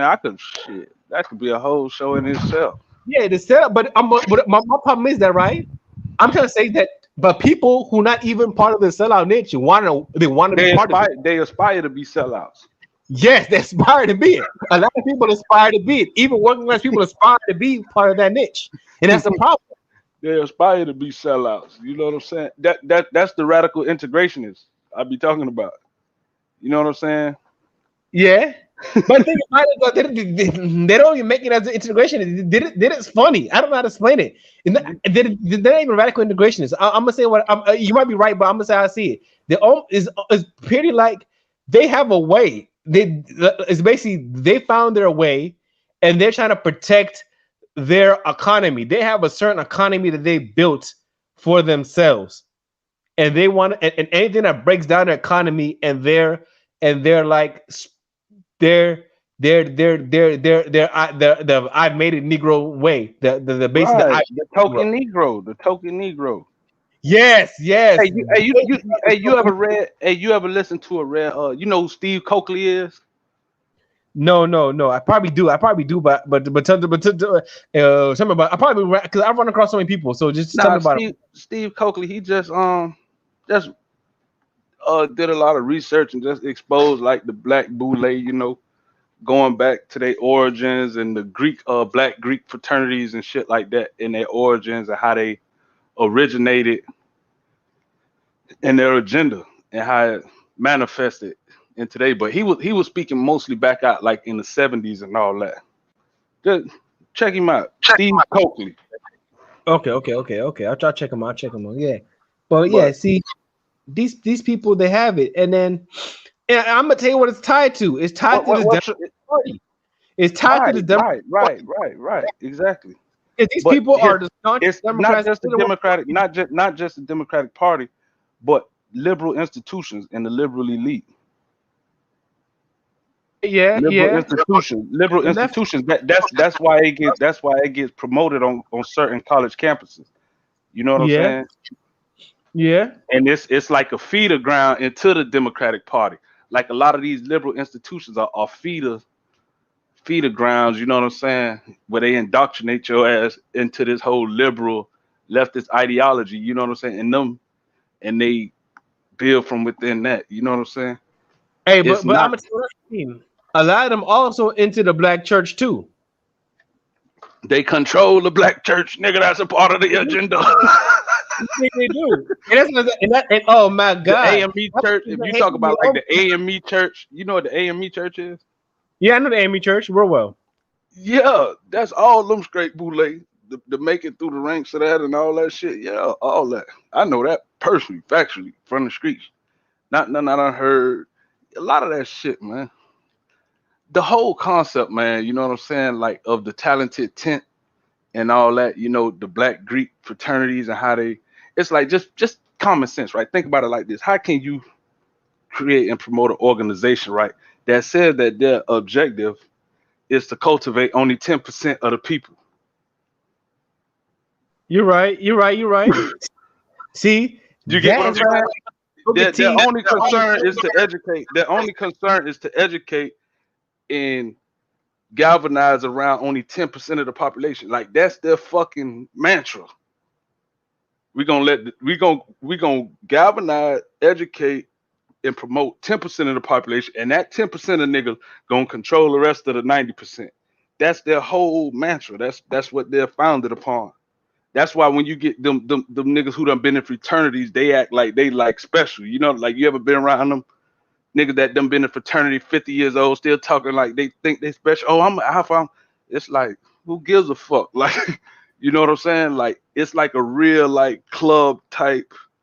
If you not what I am, then you ain't. But then them to be the ones who want everybody else to galvanize around them when they start crying about racism. Oh, this racist. They trying to, but it's really just to promote and strengthen that 10%. And if you're not a AKA, then you really have nothing to gain from it. It's like Kamala Harris. If you looked at Kamala Harris' campaign, right, her whole identity was centered around the fact that she's an AKA, right? So you had other black women that's AKAs galvanizing around her, slandering everybody, you know what I'm saying, protecting her. Why? Not because she's a black woman, not because they think that she's gonna do shit for other black people, but because she's a part of this organization. But the organization pretends to represent black people when it doesn't. It represents itself. Yeah. But see, I'm gonna tell you the main problem. The main problem is that people who the main problem is that they have got people to believe in them. Like, I'm gonna give you an example. Not them. I don't consider them the main problem. I think the main problem is the regular black people who promote them, who promote them, and who idolize them. Because that's the problem. I remember as a kid, like them whole like alpha, like they were, you know, like at Battle of the Bands and all that shit. It would seem like something like, oh my God, they, you know what I'm saying? Something to aspire to be a part of that exclusive club, like the marketing behind it.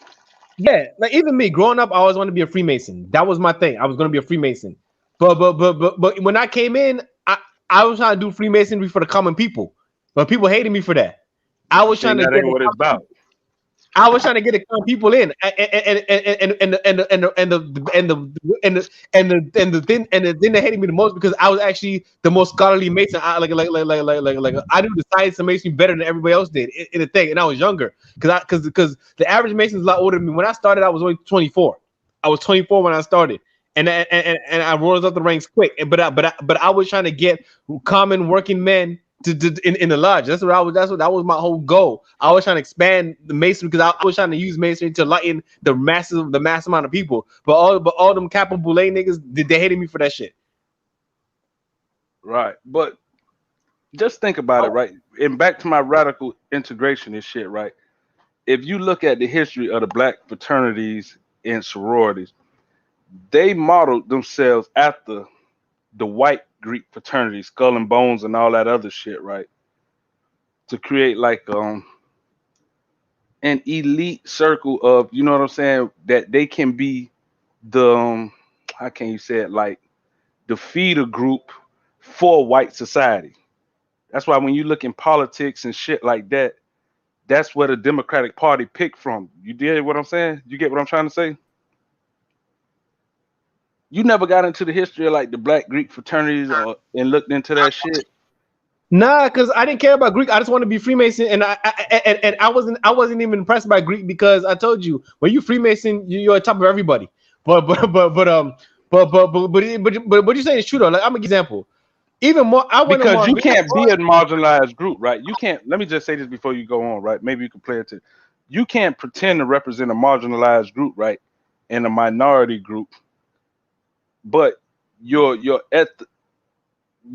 motivation is only to educate or promote only 10% of that group, a small and created exclusive community, right? So how can you be for black people but you create these underground exclusive communities that exclude the rest of the community? So that means you're not for the people, you're not for the community. You just for like just on this face value alone. And Masons don't pretend as though they're for everybody. Like they market themselves as being exclusive. So what I'm saying is when you see people in these groups, you already know the mind frame that they have. It's one of exclusivity. You know what I'm saying? They want to be the token group, the token Negro, the token group. You know what I'm saying? And that's why we haven't been able to It's true. collective. Like I'm gonna give example. I think the whole Mars. I went to Mars, but I think the Mars College was a token Negro college. That's what it was made for. It was like a token Negro. That was a whole token Negro college. That's what it was like. Like it is. It was the whole concept, the whole way they fit. But then again, they kind of had to because it was a private school, and the way they got money was businesses investing in them to get the token Negro out of Morehouse. You know what I'm trying to say? They had it because they relied on sponsorships. Morehouse was a white man. They changed the name of the school to a white man. That's a white man. No, That's because he paid for it. He paid for it.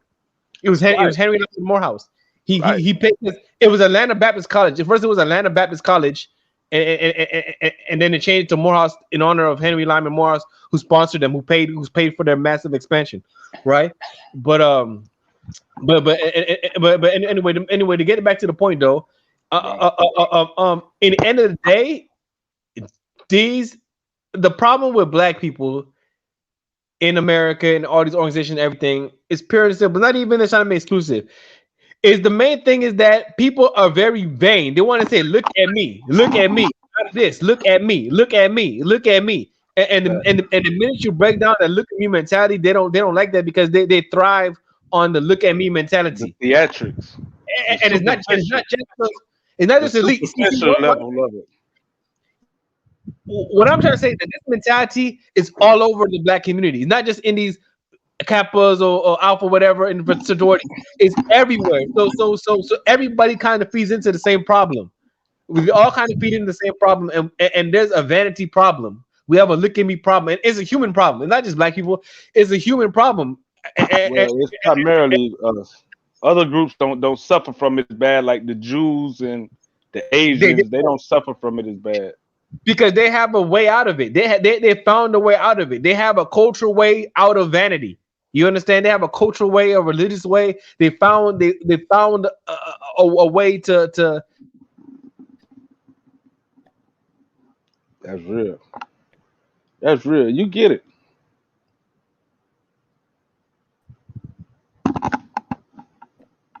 You cut off.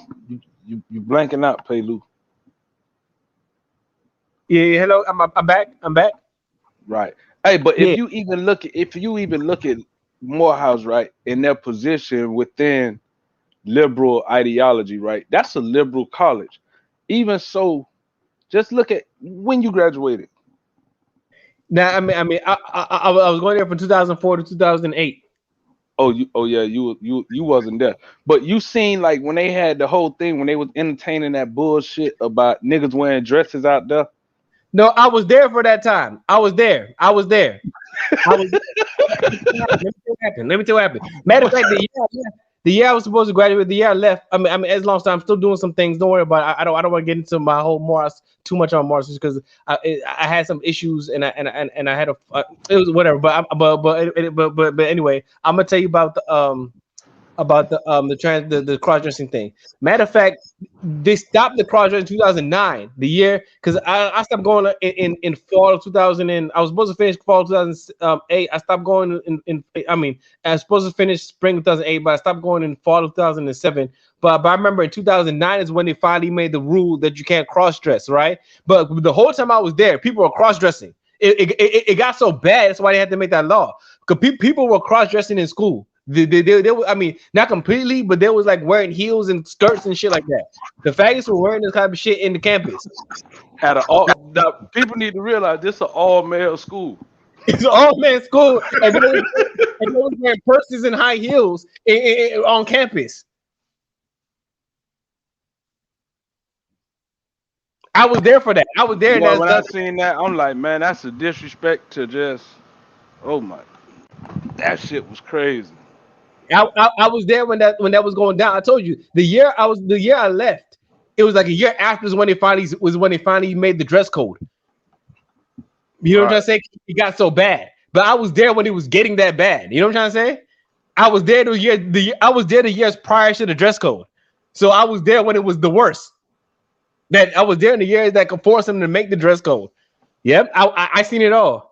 As a matter of fact, the first time I heard two gay people having sex. I remember this guy across from me. There was across from me, right? All of a sudden, I passed the dorm. All of a sudden, I started hearing the guy be like, I know the guy too. He was like, I started hearing him. He was like, oh shit, oh shit, oh shit. He was on the door. That's what that means. He was getting punished right so they was on the wide door. open out there.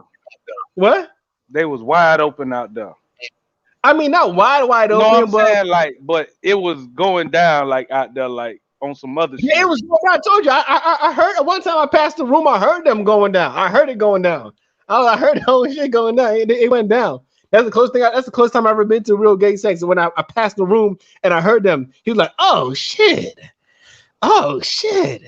It was a dude. He was like, "Oh man, he getting punished in there. He getting punished in there." I'm like, yeah, I knew he was doing it. So like, yeah. So yeah, it was going down. I remember a funny story. I remember I had a friend, right?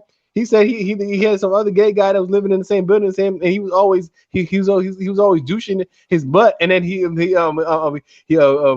All right, man, you going too far now. You getting too deep into the story now. Get my friend Pink Eye. Get my friend Pink Eye. You go too far, Wayne. Wayne, you go too far. God damn, you tripping. Hey, it went down. It went down. It's true. It went down over there. Took me a second to register what you said. I'm like, what? Man, hell no. Hey. It was like prison. It's almost like a prison. It's almost like a male prison in a way. Because like all prison, men. huh? What? Right. That's what I was just saying. It was like a prison. It was like a prison. It's almost like it's sort of things you would think about happens in prison, happens in Mars, because it's an all-male environment. Shit fucked up. No, but we have women though. Don't get me wrong. You have women. We have Spellman and what's name, but unfortunately, I'm gonna tell you what. It's not the school wasn't promoting gay. It wasn't the school promoting it. It was gay people want to go there because they want to live in a fantasy of being around all niggas. You know what I'm trying to say? That's what it was. It was the gay people trying to go to the gay people gravitating because they want them in a fantasy. Like think about it. It's almost like you go in a place with all females. You know what I'm trying to say? You be like, oh shit, I'm in heaven. I'm surrounded by females. But to them is the opposite. They're gay, so they want to be around all men. They want to be like surrounded by niggas everywhere. You know what I'm trying to say? Damn. Yeah, it's fucked up. I know it's fucked up, but that's what happened. It's fucked up. Yes, but I'm saying the truth. I'm just giving you the real scoop about how it really went down over there. Damn. Why you ain't transferred? Because you was already locked in.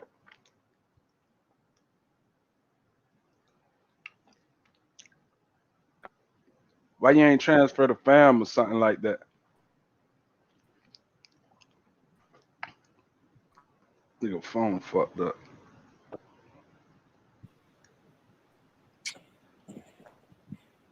Yeah, I think Paylu out of here, man. Paylu. Hey, Paylu went off today though. Yeah. Paylu sharp though. Paylu know a lot about a lot of stuff. Hey, can you hear me now? Right. I'm back. Yeah. Okay, yeah. Oh yeah. You know, I wanted to go to Morehouse. I mean, I wanted to go to Morehouse.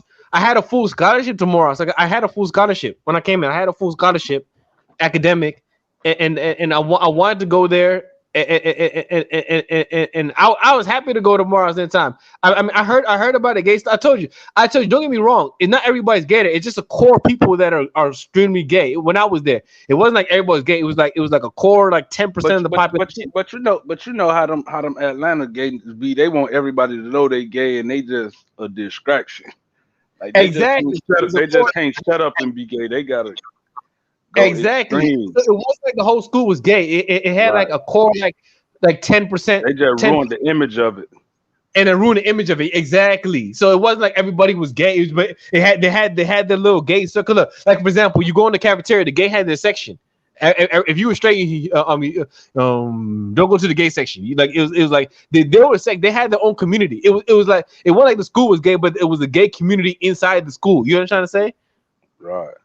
It was like that. It wasn't like it was a gay school. Just the gay community was there, and these people were just had a sick fantasy. What you think about all them fraternities and shit letting white boys in, letting crackers in? I mean, I don't really care about it. I don't really care about it. I told you, okay.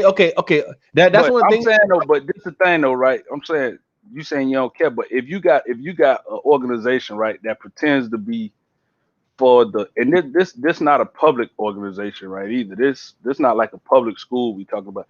We talking about organizations that say they represent the top 10% of black people, and they gonna that's who there is, something like the alphas or whatever, right? But now you inducting white people into it and giving them stature, so it's like that shit almost like it's like what the fuck going on, like how that work? I mean, okay. Look, every fraternity had their own philosophy. I don't know every fraternity's philosophy. If your philosophy, the philosophy of the Divine Nine. Yeah, but I don't know their philosophy. I'm not that. I'm not part of that. You know what I'm saying? Right. And by you being African, you don't really understand like the culture. Hey, Born, what you think though, Born? Born logged off again. Hey, Bo. If you're not part of it, I don't think you know the inside philosophy. You know what I'm saying? That's history, the history of the Divine Nine and all that shit, man. That's but they have their own philosophy that they teach themselves, and if you're not part of that philosophy, then you're not. I mean, if you didn't initiate to that philosophy, it's hard. Like for example, I don't talk about philosophies that I didn't initiate to. At the fundamental base, the Divine Nine and all that motherfucking shit, the National Pan-Hellenic Council and all that shit was formed as a group to serve the black community, to serve black people, to cultivate black people, you know what I'm saying? To be a liaison to the black community or whatever the fuck, you know what I'm saying? Be representative of black people that date back to the emancipation, you know what I'm saying? When black people first started to get educated. That was the whole concept of it, you know what I'm saying? So it's like fundamentally, just fundamentally how it was started, the purpose of it. You know what I'm saying? How I don't see how crackers play into that. How inducting crackers into it and making white people heads of this president of the motherfucker. You know what I'm saying? Like I don't understand it. I don't understand it. Because I mean, you okay? I don't understand neither, but I'm not gonna speak about that because I mean, they have black people. They have black people in white fraternities. Some black people will join white Yeah, but fraternities, right? but the reason for starting white fraternities isn't the same as the reasoning behind black fraternities. Like, Okay, but let me ask you this then. Okay, if it's supposed to be a liaison, if you have a white person in your fraternity, can that white person also be a liaison too? hell, how the fuck a white person gonna be the liaison to the black community? He could be a okay. What does liaison mean? Liaison means a go-between. So can he be a go-between from the whites to the blacks? No, he gotta be outside of it though. I'm saying. If he's a liaison, I'm saying the word liaison. No, what I'm saying is the liaison. When I say liaison, they make it seem as though they're gonna be those fraternities are gonna be representative of the black community and be able to go back and tap into the needs of the black community and what they mean and be able to take it to the greater society or be representative of it, right? That's like having a white person in the Congressional Black Caucus. Like, what the fuck is he doing there? Like, yeah, but I mean, I hear what you're saying, but I still don't totally agree. Because first of all, I'm not part of Greek fraternities, so I don't know for a specific what I'm saying. man, where's GOJ at, man? GOJ gone. So unfortunately, I have to speak hypothetically. Unfortunately, I have to speak hypothetically. Unfortunately, I have to speak hypothetically because I'm not claiming to know the inner philosophies of these organizations. The only inner philosophy I know of is I know the inner philosophy of Freemasonry. I know that inner philosophy, but I don't know the inner philosophy of the alphas or the omegas. I don't know the inside of what they teach each other in the inside. I don't know, right? I'm just saying hypothetically. So like take Prince Hall for example, right? This was created as a black Masonic lodge because white people wouldn't give them admission into it, right? Into the white lodges, right? Yes, yes. Okay. And Prince Lodge, I don't know. Do Prince Lodge pretend as if they're representative of black people? No, see, but the thing about it though, Prince Hall is still Masonry. So no matter what, they still have to follow the Masonic laws and the Masonic. Okay, but they have to follow the Masonic laws. But are you going to admit a white man into the Prince Hall Lodge? We have admitted white people in the Prince Hall Lodge. And my lodge had white people. We had 2 white people. You don't think that's kind of like damn, cracker, we done built this up because y'all wouldn't let us into y'all lodges. Now once we build our shit, why the fuck you coming over here, cracker? Like, yeah, but because see what happened was they were doing wrong. The other lodges were doing wrong. Because around the world it wasn't like that. Because I'm gonna give you an example. My family was Masons in Sierra Leone, and in Sierra Leone we still under the there's no independent lodge in Sierra Leone. Sierra Leone we have 3 jurisdictions. We have the English jurisdiction, the Scottish jurisdiction, the Irish jurisdiction. So we still with the Grand Lodge of England, the Grand Lodge of Scotland, and the Grand Lodge of Ireland. So to make a long story short, what was going on in America was wrong. The white Masons were doing wrong by segregating the Masons and forcing the Prince Hall to come about. It was a product of society, but it was so Prince Hall was created to address issues in society. But to make a long story short, 2 wrongs don't make a right. Because Freemasonry, you're not supposed to care about your color. It's only supposed to care about if you're a man, freeborn, of lawful age, and well recommended. But the reality is, if black people had to form together to create this exclusive club because they were being denied entry into white establishments. Yes, that's true. Why would? Because you know me, man. I'm kind of extremist, man. Like that type of shit don't even make sense to me. No, that's why I never gravitated towards none of it. Like, no, I hear what you're saying, but at the end of the day, even Prince Hall, like I'm against that. That was also one of the beefs I had. This is what I'm saying too, like with the radical integration. So you like you say you was trying to put in work to get dudes on from blue collar brother, but they'll look down on them, but you'll accept the cracker into the mix. It's like, damn. Yeah, but at the same time, you're right. But at the same time, at the same time, people got mad at me because I used to go to white lodges a lot. I used to stay in white lodges a lot. Right. Like for example, every Tuesday I was at the White Lodge in the Saint, our sister lodge in the White. I was there. I was at the White Lodge. Like, as a matter of fact, I had a black friend. Well, he's still one of my best friends to this day. I had a black friend. He was in the White Lodge because he didn't know how to get to a Prince Hall Lodge. He wanted to be a Mason desperately, and he was trying to find a Prince Hall Lodge, but he didn't know anybody, and he got into a White Lodge. But me and him were mad cool. So I used to go to his lodge all the time, and he was like the one black guy, but he was doing it big in his lodge, and I was always visiting him, and he would come to Prince Hall, and we were both working to bring everybody together. But I'm gonna tell you the truth though. In that time, see what's going on now is that the white lodge is actually more open to blacks than the blacks are to the whites now, because the white lodge trying to connect, because see, the white masonry is kind of dying a little bit. It's dying.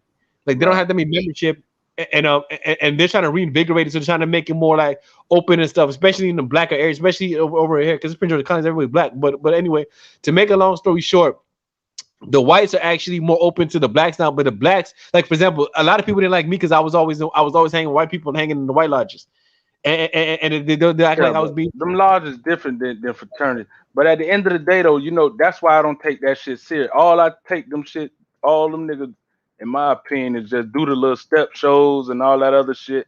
And to me, like, that's the extent of their like impact in the community. Just like some old tokenist type, just theatrical shit. You know what I'm saying? Matter of fact, they got an episode of Boondocks, dog, where they be talking about them niggas. You know what I'm saying? The fraternity niggas. I don't know if you ever seen it. Fraternities though. But, I'm gonna tell you about the college fraternities though. The college fraternities, to me, I think a lot of people needed to make it through college. You know what I'm saying? A lot of people need it psychologically to make it through college. So I'm not against it. What do you mean by that? Because it helps people make it through college. It helps people make it through. If that helps you, if that's what helps you make it through, then hey, more power to you.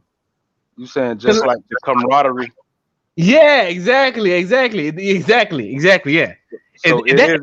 So it isn't necessarily like a community component to it that makes them useful. It's just give you like just a little camaraderie while you there, and you know what I'm saying? A lot of camaraderie right there. A lot of camaraderie. Right. Yeah. We can't. But do you think that trans over into the whole shit where we was talking about, like the token Negro syndrome, where they develop these camaraderies on these liberal campuses, and you know their whole then they go into politics, and their whole politics and ideology and identity is just rooted in this specific organization, but they pretend as if they're there to represent a community or a group of people. No, I think you're correct, but see, but if I hear what you're saying, I'm gonna say you're partially correct, but my caveat is this. It takes two to tango. Is the people who look up to these people stop idolizing. Right. Exactly. Yeah. Yes. Right. Yeah. That's a fact. I think it's getting to the point though where people are though stopping. But I think they've become so ingrained in that liberal institutions and the Democratic Party and all that they force it down your throat. So your only options is to pick between these boule ass Negroes. That's why I don't think politics is the answer for black people. So what do you think the answer? Religion, spirituality, spiritual. Hold on, what we talking about? As far as what? You talking about what you said? No, I'm just saying, like, just for the building of our communities, like, I don't believe that politics is the answer, because politics are too easily co-opted. You know what I'm saying? Because your representatives they're serving. It's like they say you can't serve two masters.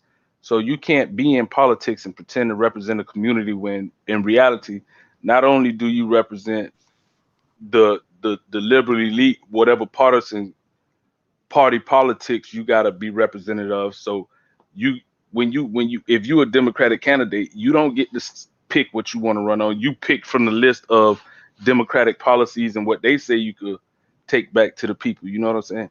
Then you got that component.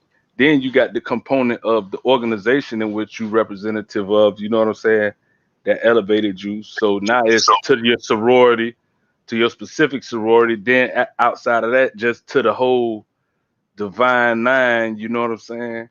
And Okay, then let me ask you this, Nimbo. Let me ask you this. Is it possible to so have we don't have like real leaders in our community. let me ask you this. Is it possible to have a community without politics? How can you have a community without politics? That's what I'm trying to figure out there. If you said politics is not the answer, how do you have a community? Because you said it's not the answer for the black community, right? So now, the fact you have a black community, I would think that implies politics. So what am I missing in my assessment that implies politics? Because I'm thinking, how can you have it without politics? Economics. So you have an economic community that's not political. Is it possible to have economics without even economics? Is it possible to have economics without politics? Yeah. It's hard for me to say that. Economics without politics is hard for me to say. Yeah. You can build up the businesses and the economic base, and then the politics come later. I think we put politics on the forefront before everything, before other things. You know what I'm saying? So we put too much energy into who's going to be the president and thinking that's going to bring about change, when you don't, like, you got so many people who just skip local politics and jump straight to crying about who the fuck the president is, and we got to elect this president, a person that's thousands of miles away from you that you want, and you don't even look at the local politics, what's going on. You know what I'm saying? So I think we've been. That's still politics. See, that's why I'm disagreeing with you, right? See, then you're still referring to politics. So okay. What I'm trying to say is that politics is not necessarily electoral politics in America. What I'm trying to say is that, okay, even the decision to focus on economics is a political decision that a community has to make, even if they don't want to participate in their local municipality. They're making a political decision not to participate in the local municipality, or to participate in the local municipality, or to participate in their state, or participate in their in the national federal election. So what I'm trying to say is that but this is what I'm saying. When I'm talking about economics, even if you look at us, the community, period, do you think we even have an understanding of economics? I mean, yeah, because economics. No, I'm saying from what you've seen, the greater black community, do you think we understand economics and how it works, the supply chain, and you know what I'm saying, all that stuff? You know what I mean? No. And I think just understand how the power dynamic is even set up. Yeah, no, I think they actually do. I think they do. I'm gonna tell you why. The larger community, the greater community. I think they do to a certain extent, because look, watch this. Okay, I'm gonna give a perfect example, right? Even in the middle of the hood, why can the poorest, most ignorant people in the middle of the hood still make a successful cocaine ring? Why can't they still make a successful cocaine ring? They can still make a successful cocaine ring, right? Yeah. They can make a successful cocaine ring. They can make a successful heroin ring. They can make a heroin ring. I've seen it. I know people made I know hood ass guys who made a big heroin ring, and eventually they got locked up. But anyway, they had a multi-million-dollar heroin ring. You know what I'm saying? So even the hoodest guys can make a successful drug ring. Why can't it? And they understand supply chain, all that other stuff. They know the supply chain to get the work. You know what I'm saying? They got a supply chain to get the work. They know how to how to bring the work into the town, how to distribute the work, what block to sell on, this, that, and the third, right? They understood all that, right? They understood all that with no education, right? I know you've seen that too, right? Right. So what I'm gonna say is that they understand supply chains, they understand demand, they know where to sell at, they understand all these things. So to me, it's not necessarily pure economic knowledge. It's purely, I think the main problem. I know you don't agree with this, because I'm gonna go back to Thomas Sowell. It's cultural. I completely agree. Hey, I never said I disagree. I never disagree with nothing Thomas Sowell said. I said I disagree with the way he allows people to manipulate his work and involves him in their partisan propaganda. You understand what I'm saying? You get what I mean by that? Yeah, you're right. But we got to educate ourselves. So you agree with that? I hear what you're saying. I'm not going to agree with it, I'm saying, do you believe Thomas Sowell allows himself to be his work to be manipulated for partisan propaganda? No, I'm gonna tell you why.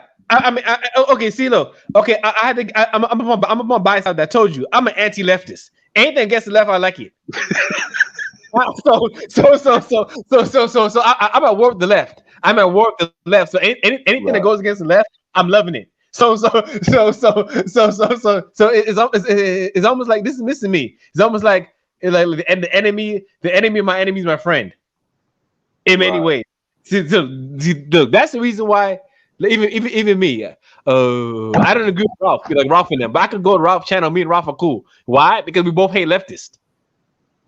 Right. You know what I'm saying? We both hate leftists. We both hate leftists. Like even though me and Ralph have two different religions, two different everything, the one thing that makes me and I could go on Ralph, I could go on Ralph's channel and get love simply because we both have a common enemy. We both hate leftists, and I'm against, and we both click on that one thing. You know what I'm saying? So it's hard for me to say that because I'm such an anti-leftist that I don't really mind these FNATs and all this other stuff the way other people mind them because I'm trying to break because look, I'm gonna give you an example of what I mean, right?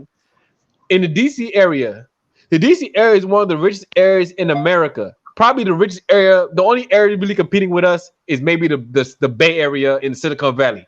That's the only area that competing with this area in wealth, generally speaking. Yet there's so much poverty in this area. Even PG County is the biggest black middle class in America. Yet there's extreme poverty here. There's a lot of extreme poverty, and the only thing I could chalk it up to is because and think about it. Why next to so much wealth, there's so much poverty. That means people are totally disconnected from the economy.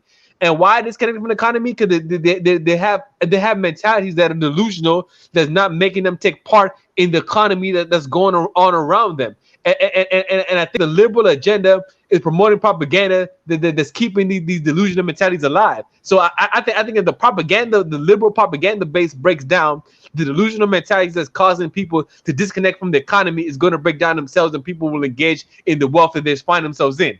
That's why exactly how you say sometimes. So that's why Africans can come here and engage in the wealth. Why can Africans come to DC area and engage in the wealth? Yet people who from here can't even engage in the wealth of the area. They're living in poverty while the rest of the area isn't rich. Let me ask you this, because I agree with you.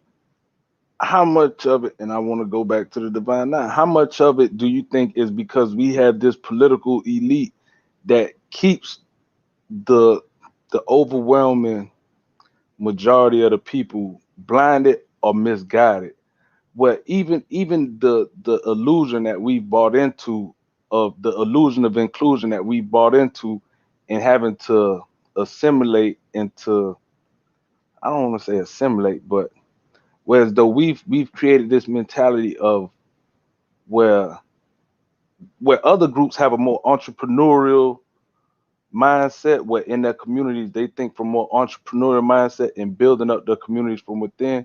We think more so from the frame rate of assimilating in the white culture and moving away. So we never developed that base where other communities, their first thing is to find a place, build up, establish restaurants where the rest of your people can come to when you go. Even if you look at how the Somalis came or whatever, like they came from Minnesota, they heard, oh, it's other Somalians in Minnesota. So now the Somalians, they're like, okay, well, let's start building our restaurants out around here. Let's start building this so that we can service our people. Where we didn't put as much effort into building industries and structures after segregation, after civil rights, because now we wanted to move into pre-made.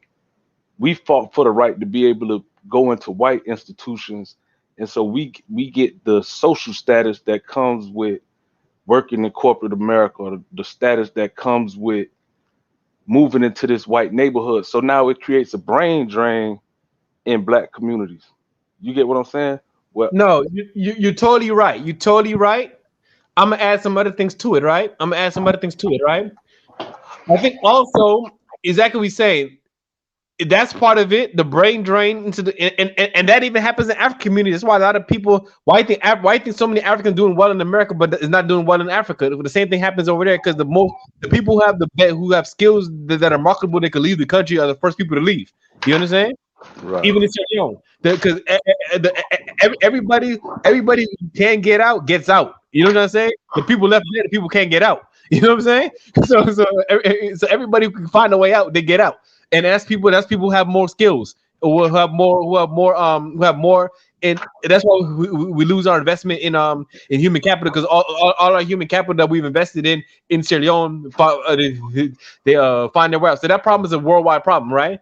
The other issue is that I see it in if you want to take it the context of Black America, is that exactly what you said. You're right about there is a liberal elite that propagates propaganda, and that's the main thing. That's what I'm saying. The main thing is to destroy the propaganda that's telling us that okay, we know the society against us, right? But we have to not stop. What is going on? You muffled up. Oh, okay. That's just okay. Anyway. Like the energy we waste trying to be accepted in the white community and fighting for diversity in white companies and all that. Imagine if you concentrated that energy on galvanizing Black entrepreneurs to build those same industries or something replicable to it, just so that to compete with it. Like we don't put the same effort into competing with white. We put more effort into assimilating into those institutions than we do in building something to compete with it. I'm gonna tell you what. It may not be as big, but it can make it where the community becomes self-sufficient. I'm gonna tell you why, right? Because we have propaganda that gives us victimhood and not victory. You understand? Say that again. The propaganda machine that's feeding the Black community victimhood and not victory. Right. We need a propaganda machine feeding us victory, feeding us overcoming, feeding us, feeding us a constructive militant philosophy instead of a destructive militant philosophy. Instead of destructive victimhood philosophy, we need destructive philosophy that allows us to basically the main way I can try to describe it. I'm gonna use the Islamic term jihad. We need a jihadist mindset in a way. You know what I'm saying? Right. Like what I mean by that is like we need to have a mindset. You know what? Hey, guess what? Life is hard, but life is hard for it globally. That's the human condition. We have to understand that we're part of the human condition. We're not unique in the human condition, and we have to take the human condition at face value and hit it right on. Because there's a propaganda machine that's keeping the Black community, generally speaking, unfortunately, in a very infantile mentality, and it's done by propaganda.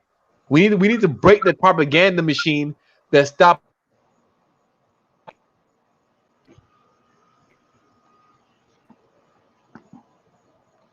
Cut up. Dang, boy, you were spitting too. Need to get your shit together, Pelu. Hello, can you hear me now? Can you hear me now? Yeah. Anyway, yeah. What I was saying is that yes, what I was saying is that we have a propaganda machine that's feeding us victimhood instead of victory, and we have to develop like a warrior, basically a jihadist mentality. They guess what? Life is hard, but we have to understand life is hard for everybody, and that's the human condition. And we have to be as a community. We're gonna face the human condition head on. Right. You understand? We're gonna face the human condition head on. Yesterday before you came on, right? Like it's white people that believe that push this narrative in their mind. They actually believe that Black people can't accomplish shit without them. Like yesterday, I had a debate on here where they tag team me, right?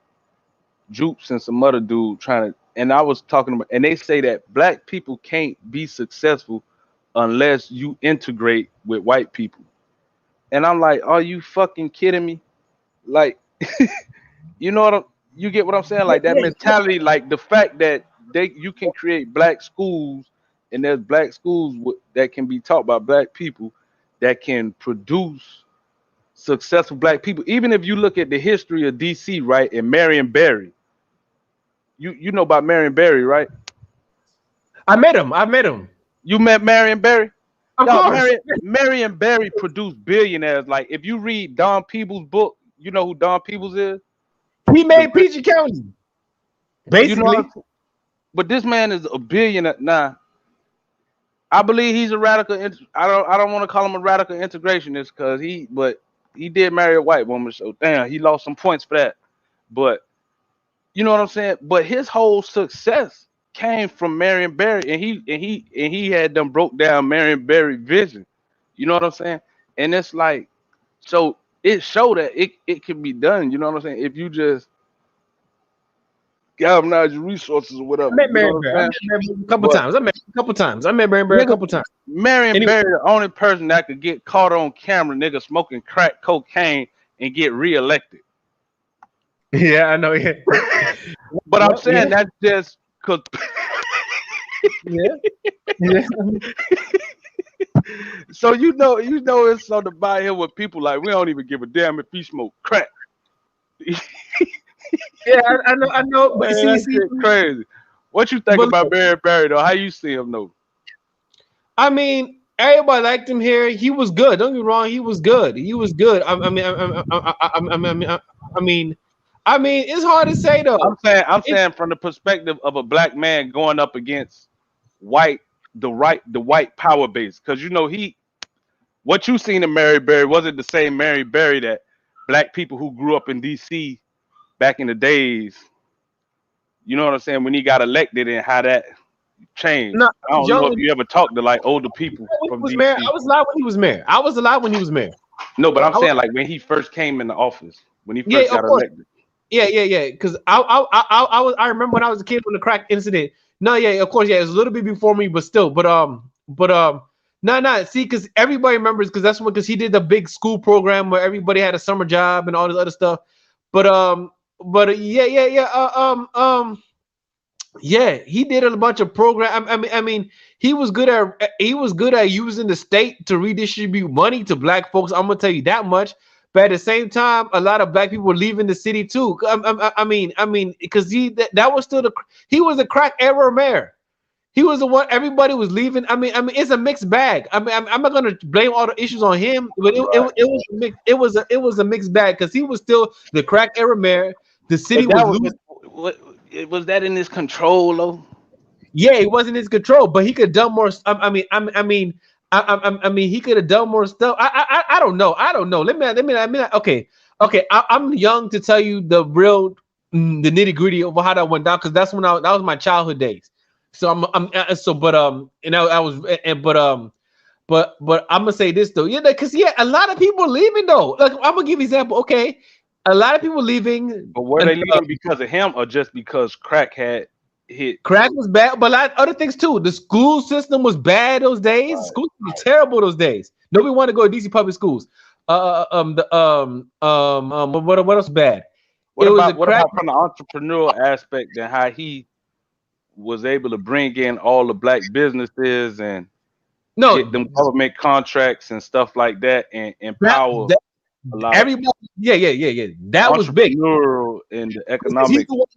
He's the one. I mean, what entrepreneur is basically just he knew how to use affirmative and those things still in effect. He made a lot of affirmative action. He's the one who made a lot of the money in PG County run. Really, if the truth be told, is everybody in PG. I mean, but then again, that wasn't just him. The whole federal government hires a lot of black people. That's the one thing a lot of people don't understand. The federal government hires black people like crazy. Right. They hired. That's the reason why. That's the only reason why PG County is the richest black county in America. Because the federal government. Blessing and a curse, though. Which is a blessing and a curse. Exactly. So basically, Marion Barry, he was part of the system that tied the black community to the state. Right. If you want to tell the truth. Right. And so yeah, he encouraged black entrepreneurship, but all that black entrepreneurship he encouraged was under affirmative action and tying blacks to the government. Which is not a bad thing in and of itself, but right. But And a lot of good things were happening. We had some private industries that built up in DC at that time. We had BT built up in DC at that time. BT was a DC built. It was originally a homegrown DC network. You know that, right? BT, right? BET, yeah. Yeah, BT was based. It was started in DC. It was based in DC. Started in DC. It was built from. It was built up from DC. BT. It eventually got bought by. He eventually sold it to Viacom, Bob Johnson. But he built it in DC. Even Raider One. Even Raider One is built up in DC area. It's built up in DC and Silver Spring. Yep, it's built up in DC. Yep. Even Raider One. That's a big company too. Raider One got stations around the country too. So Raider One, but so we had a lot of telecommunications. We had the black businesses that going through the government contracts, which is not a bad thing. We had it tied to the government, and that was part of the whole democratic system. It tied us to the government, but it was a mixed bag. It's like what I'm trying to say is that the black community has let the government pimp them too long. They give us certain things to buy us, but his whole program bought the whole black community into the government leftist liberal agenda in a way. You understand what I'm saying? Hello, Bo. Right. Yeah. Yeah. So that way, and it quiet. Yeah, you're right. In some regards, you're right. Because Yeah, even that whole DC PG County elite is tightly linked with the Democratic Party. And exactly. liberal elites. It's You know what I'm tightly saying? linked. It's tightly linked to everything. It's tightly linked to everything. So even the business class. Even the business class, they're all linked. Right. It's a network. It's a machine. Right. It's a net. Right. It's a machine. It's still intertwined with right. I get what you're saying. Right. But that's what I'm saying though. So that's why at the end of the day, it needs to be black people need to be detached from the government in general, like from the whole partisan politics, you know what I'm saying, machine. Like that whole Brexit Candace Owens lead a Democratic plantation and do what? Go to the Republican plantation? Like, you know, like I think we need to psychologically like detox from politics, period, and create something outside of it. But but how is that possible though? And create a power base outside of it. Money. Look, but listen though. But even if you have money in industry, we still live. If you look at the money, if you look at the money that black entrepreneurs make, even the top, they have enough money where they don't have to still be dependent on Puff Daddy. Don't have to still be licking liberals' asses. You know what I'm saying? No, they don't. As a matter of fact, they have money. Okay, for example, they got more than enough money where they could have been created their own, and we could have been galvanized, especially the ones with the voices. Not only money, but the voices that can connect with the people. See, the liberals, they know how to target the black elite with the voices that can really like reach the masses of black people. You know what I'm saying? Because there's a lot of black people with money that's not on that shit, but they don't have the same voice. But the liberals, they know how to target the ones with the voice in the reach. And I don't think there's a lot of black people with money who not on the liberal stuff though. I don't agree with that. I mean, I don't know. Maybe yeah. I'm saying in real life. I'm not talking about like entertainment. Now, when it comes to entertainment, sports, or anything dealing with the media, all they ass gonna be controlled by the liberals. No. Look, I'm gonna give you an example, right? Okay, they say today I was working in this rich place even like Don Peebles though, he's so tightly aligned with the Democratic Party. And depending on, I don't know if he depended on them for contracts or how that worked, but he's like a big liberal Democratic donor. I'm trying to tell you, all the black money I've seen in America, I could show you, I'm biased. I've only been heavily involved in DC area and a little bit in Atlanta. All the black money I've seen is heavily on the Democratic side. All the black money I see, and black people got over here. Black people got money. Like for example, you could go to Tyson's Corner Mall. That's like a mall in Virginia. For example, I was working there today. Okay. You can go to Versace. If you go to Gucci and Versace, nothing but black people, and not all these people are dope. Don't get me wrong. Some people are dope boys who come in, right? But the 90% people are black people who got their own businesses and are able to afford Versace clothes. You know what I'm trying to say? So so to make a long story short, black people have entrepreneurship. They're integrated. So I mean, to make a long story short, the only thing black people are truly missing is a corrective culture. Right. Really, they have the money, they have the buying power. They definitely have the buying power. I see them in the Versace.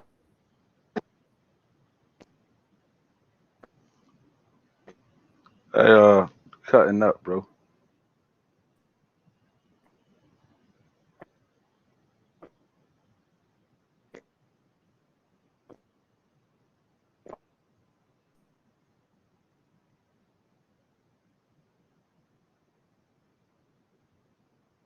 Yeah, black people have the purchasing power. It's a corrective culture that's disconnecting the majority of us from wealth. We need a corrective culture that values everybody, even the poor, even the everybody. We need a culture to make everybody work.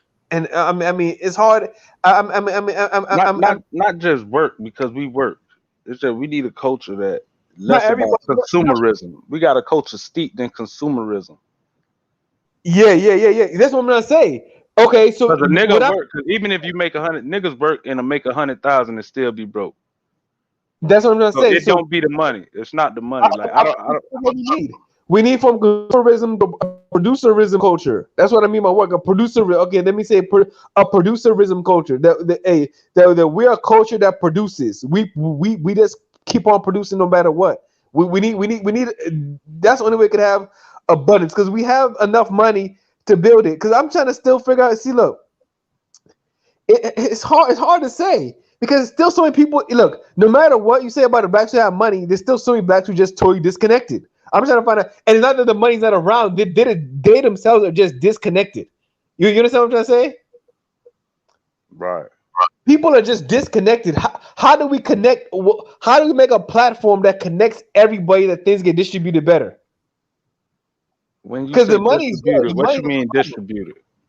What you talking about? Like some communist type shit? What you mean distributed better? no, that's communist. No, I'm not talking about communist. I'm talking about a cultural. Well, okay, I'm gonna say You saying not. information?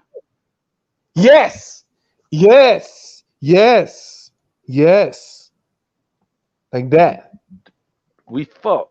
Because they own the media and they control all our voices.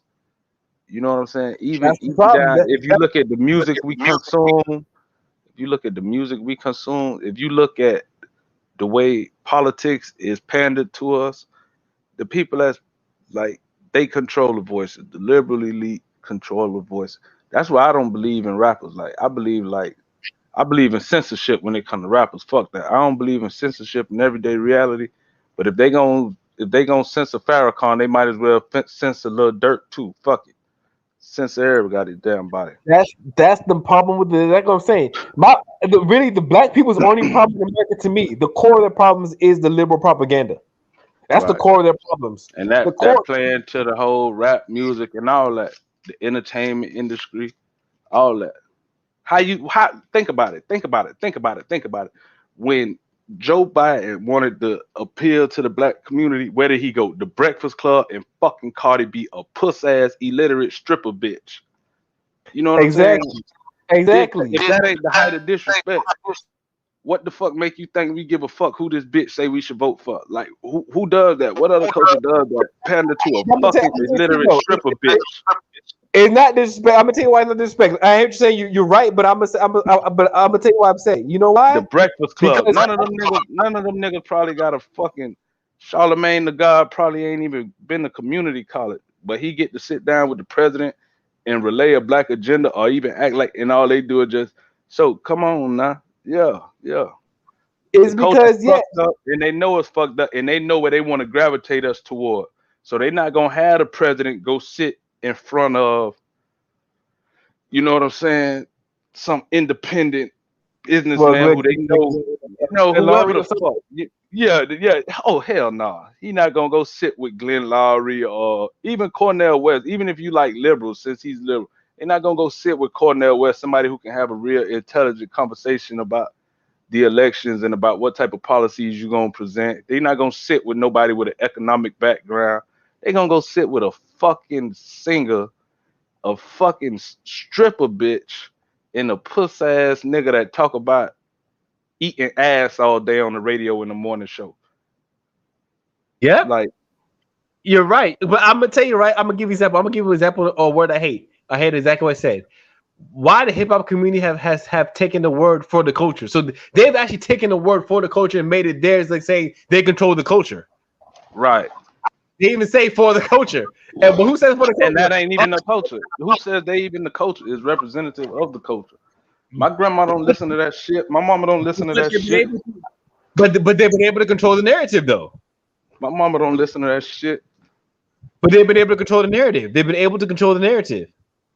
Because they're people propping them up. The liberal propaganda machine is destroying the black culture, and that's I told you, black people's problem in America in 2021. From my time, I'm not saying before I was born, but from my time when I came to America in 1988 to now, what I've noticed by living in the area where black people have the most money, yet there's still extreme poverty, is that the problem with black people is the culture. That's the only problem they really, really have. I'm not saying that's the only problem, but that's the number one problem is culture. The quote unquote culture. The quote unquote culture, because this go back before rap music too.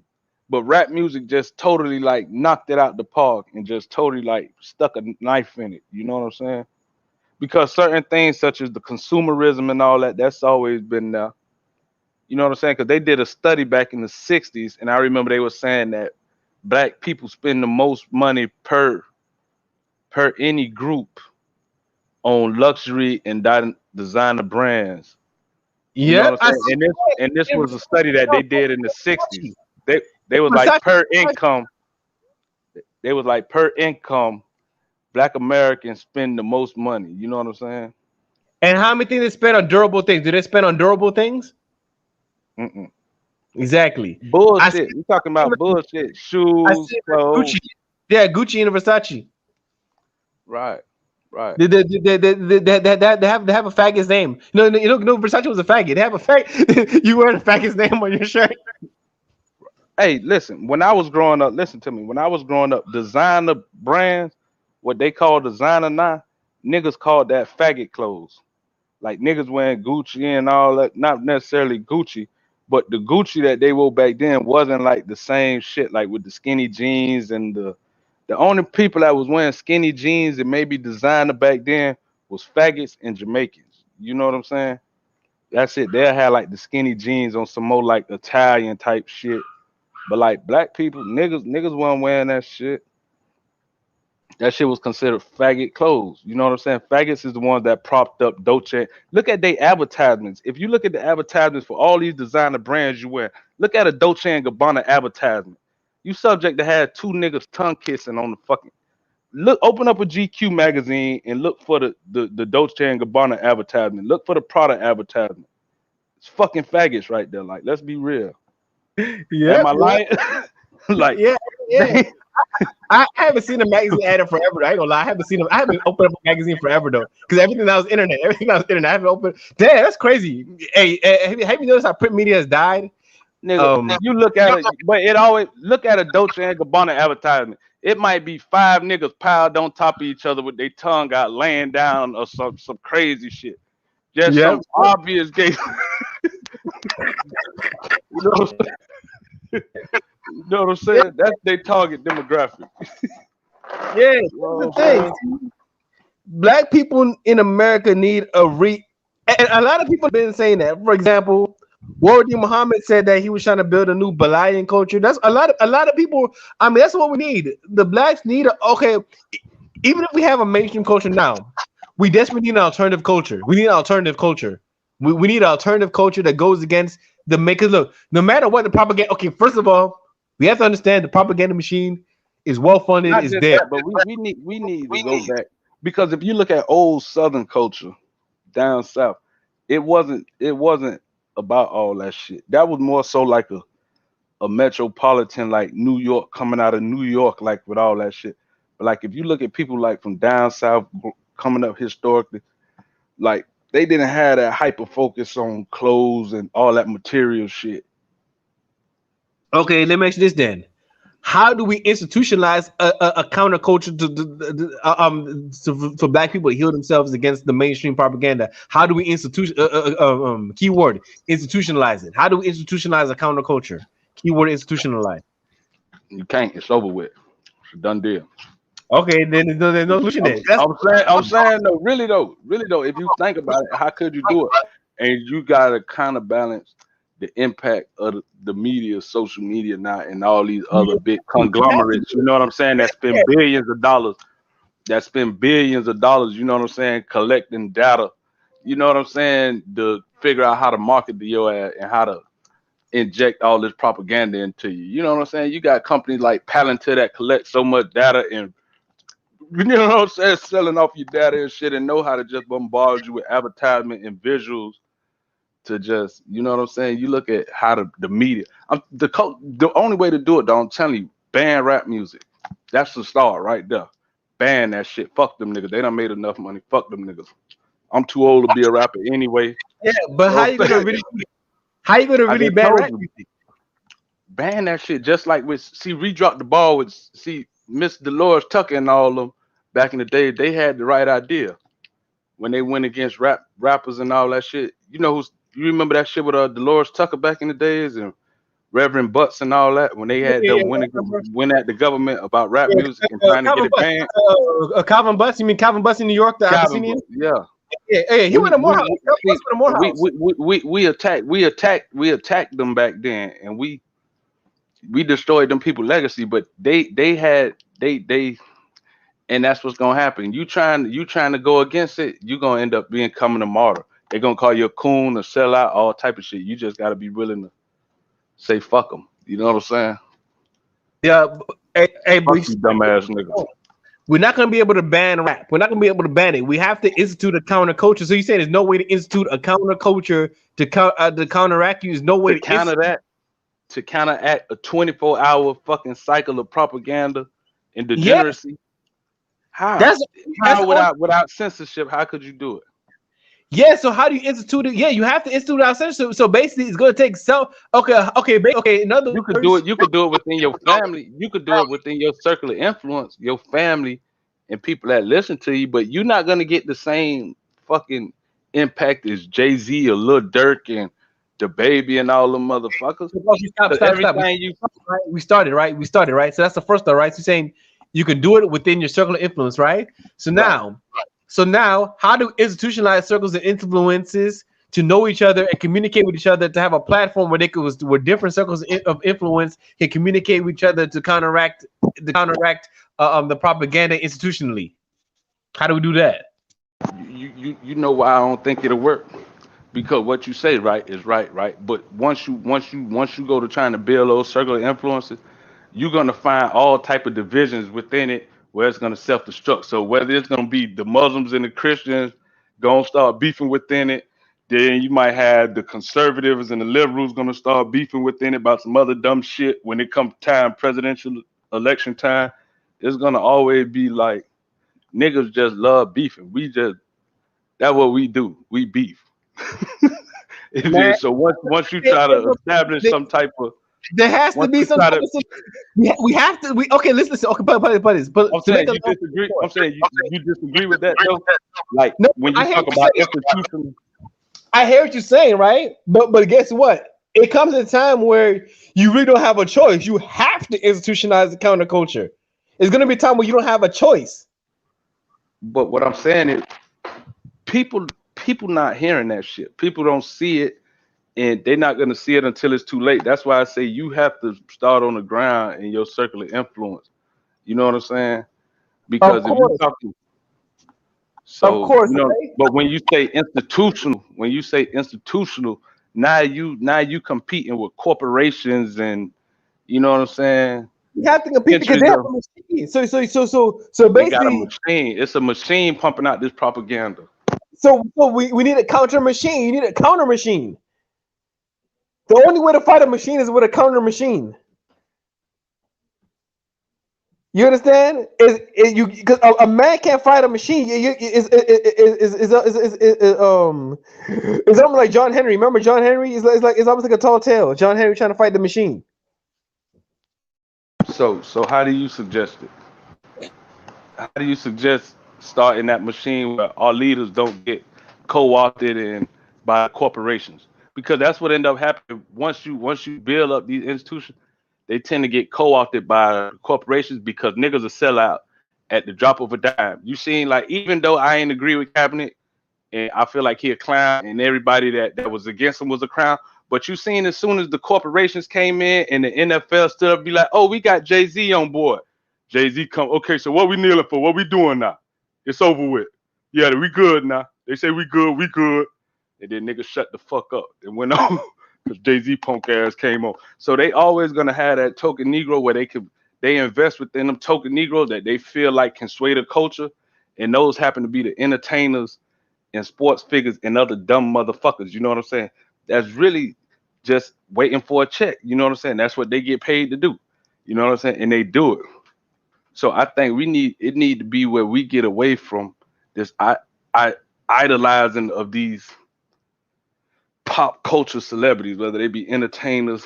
You know what I'm saying? Like, it got to be a culture. Counterculture machine. That's a countercultural machine. I mean, can we make a counterculture? I mean, look, like for example, even online, we can make a countercultural machine.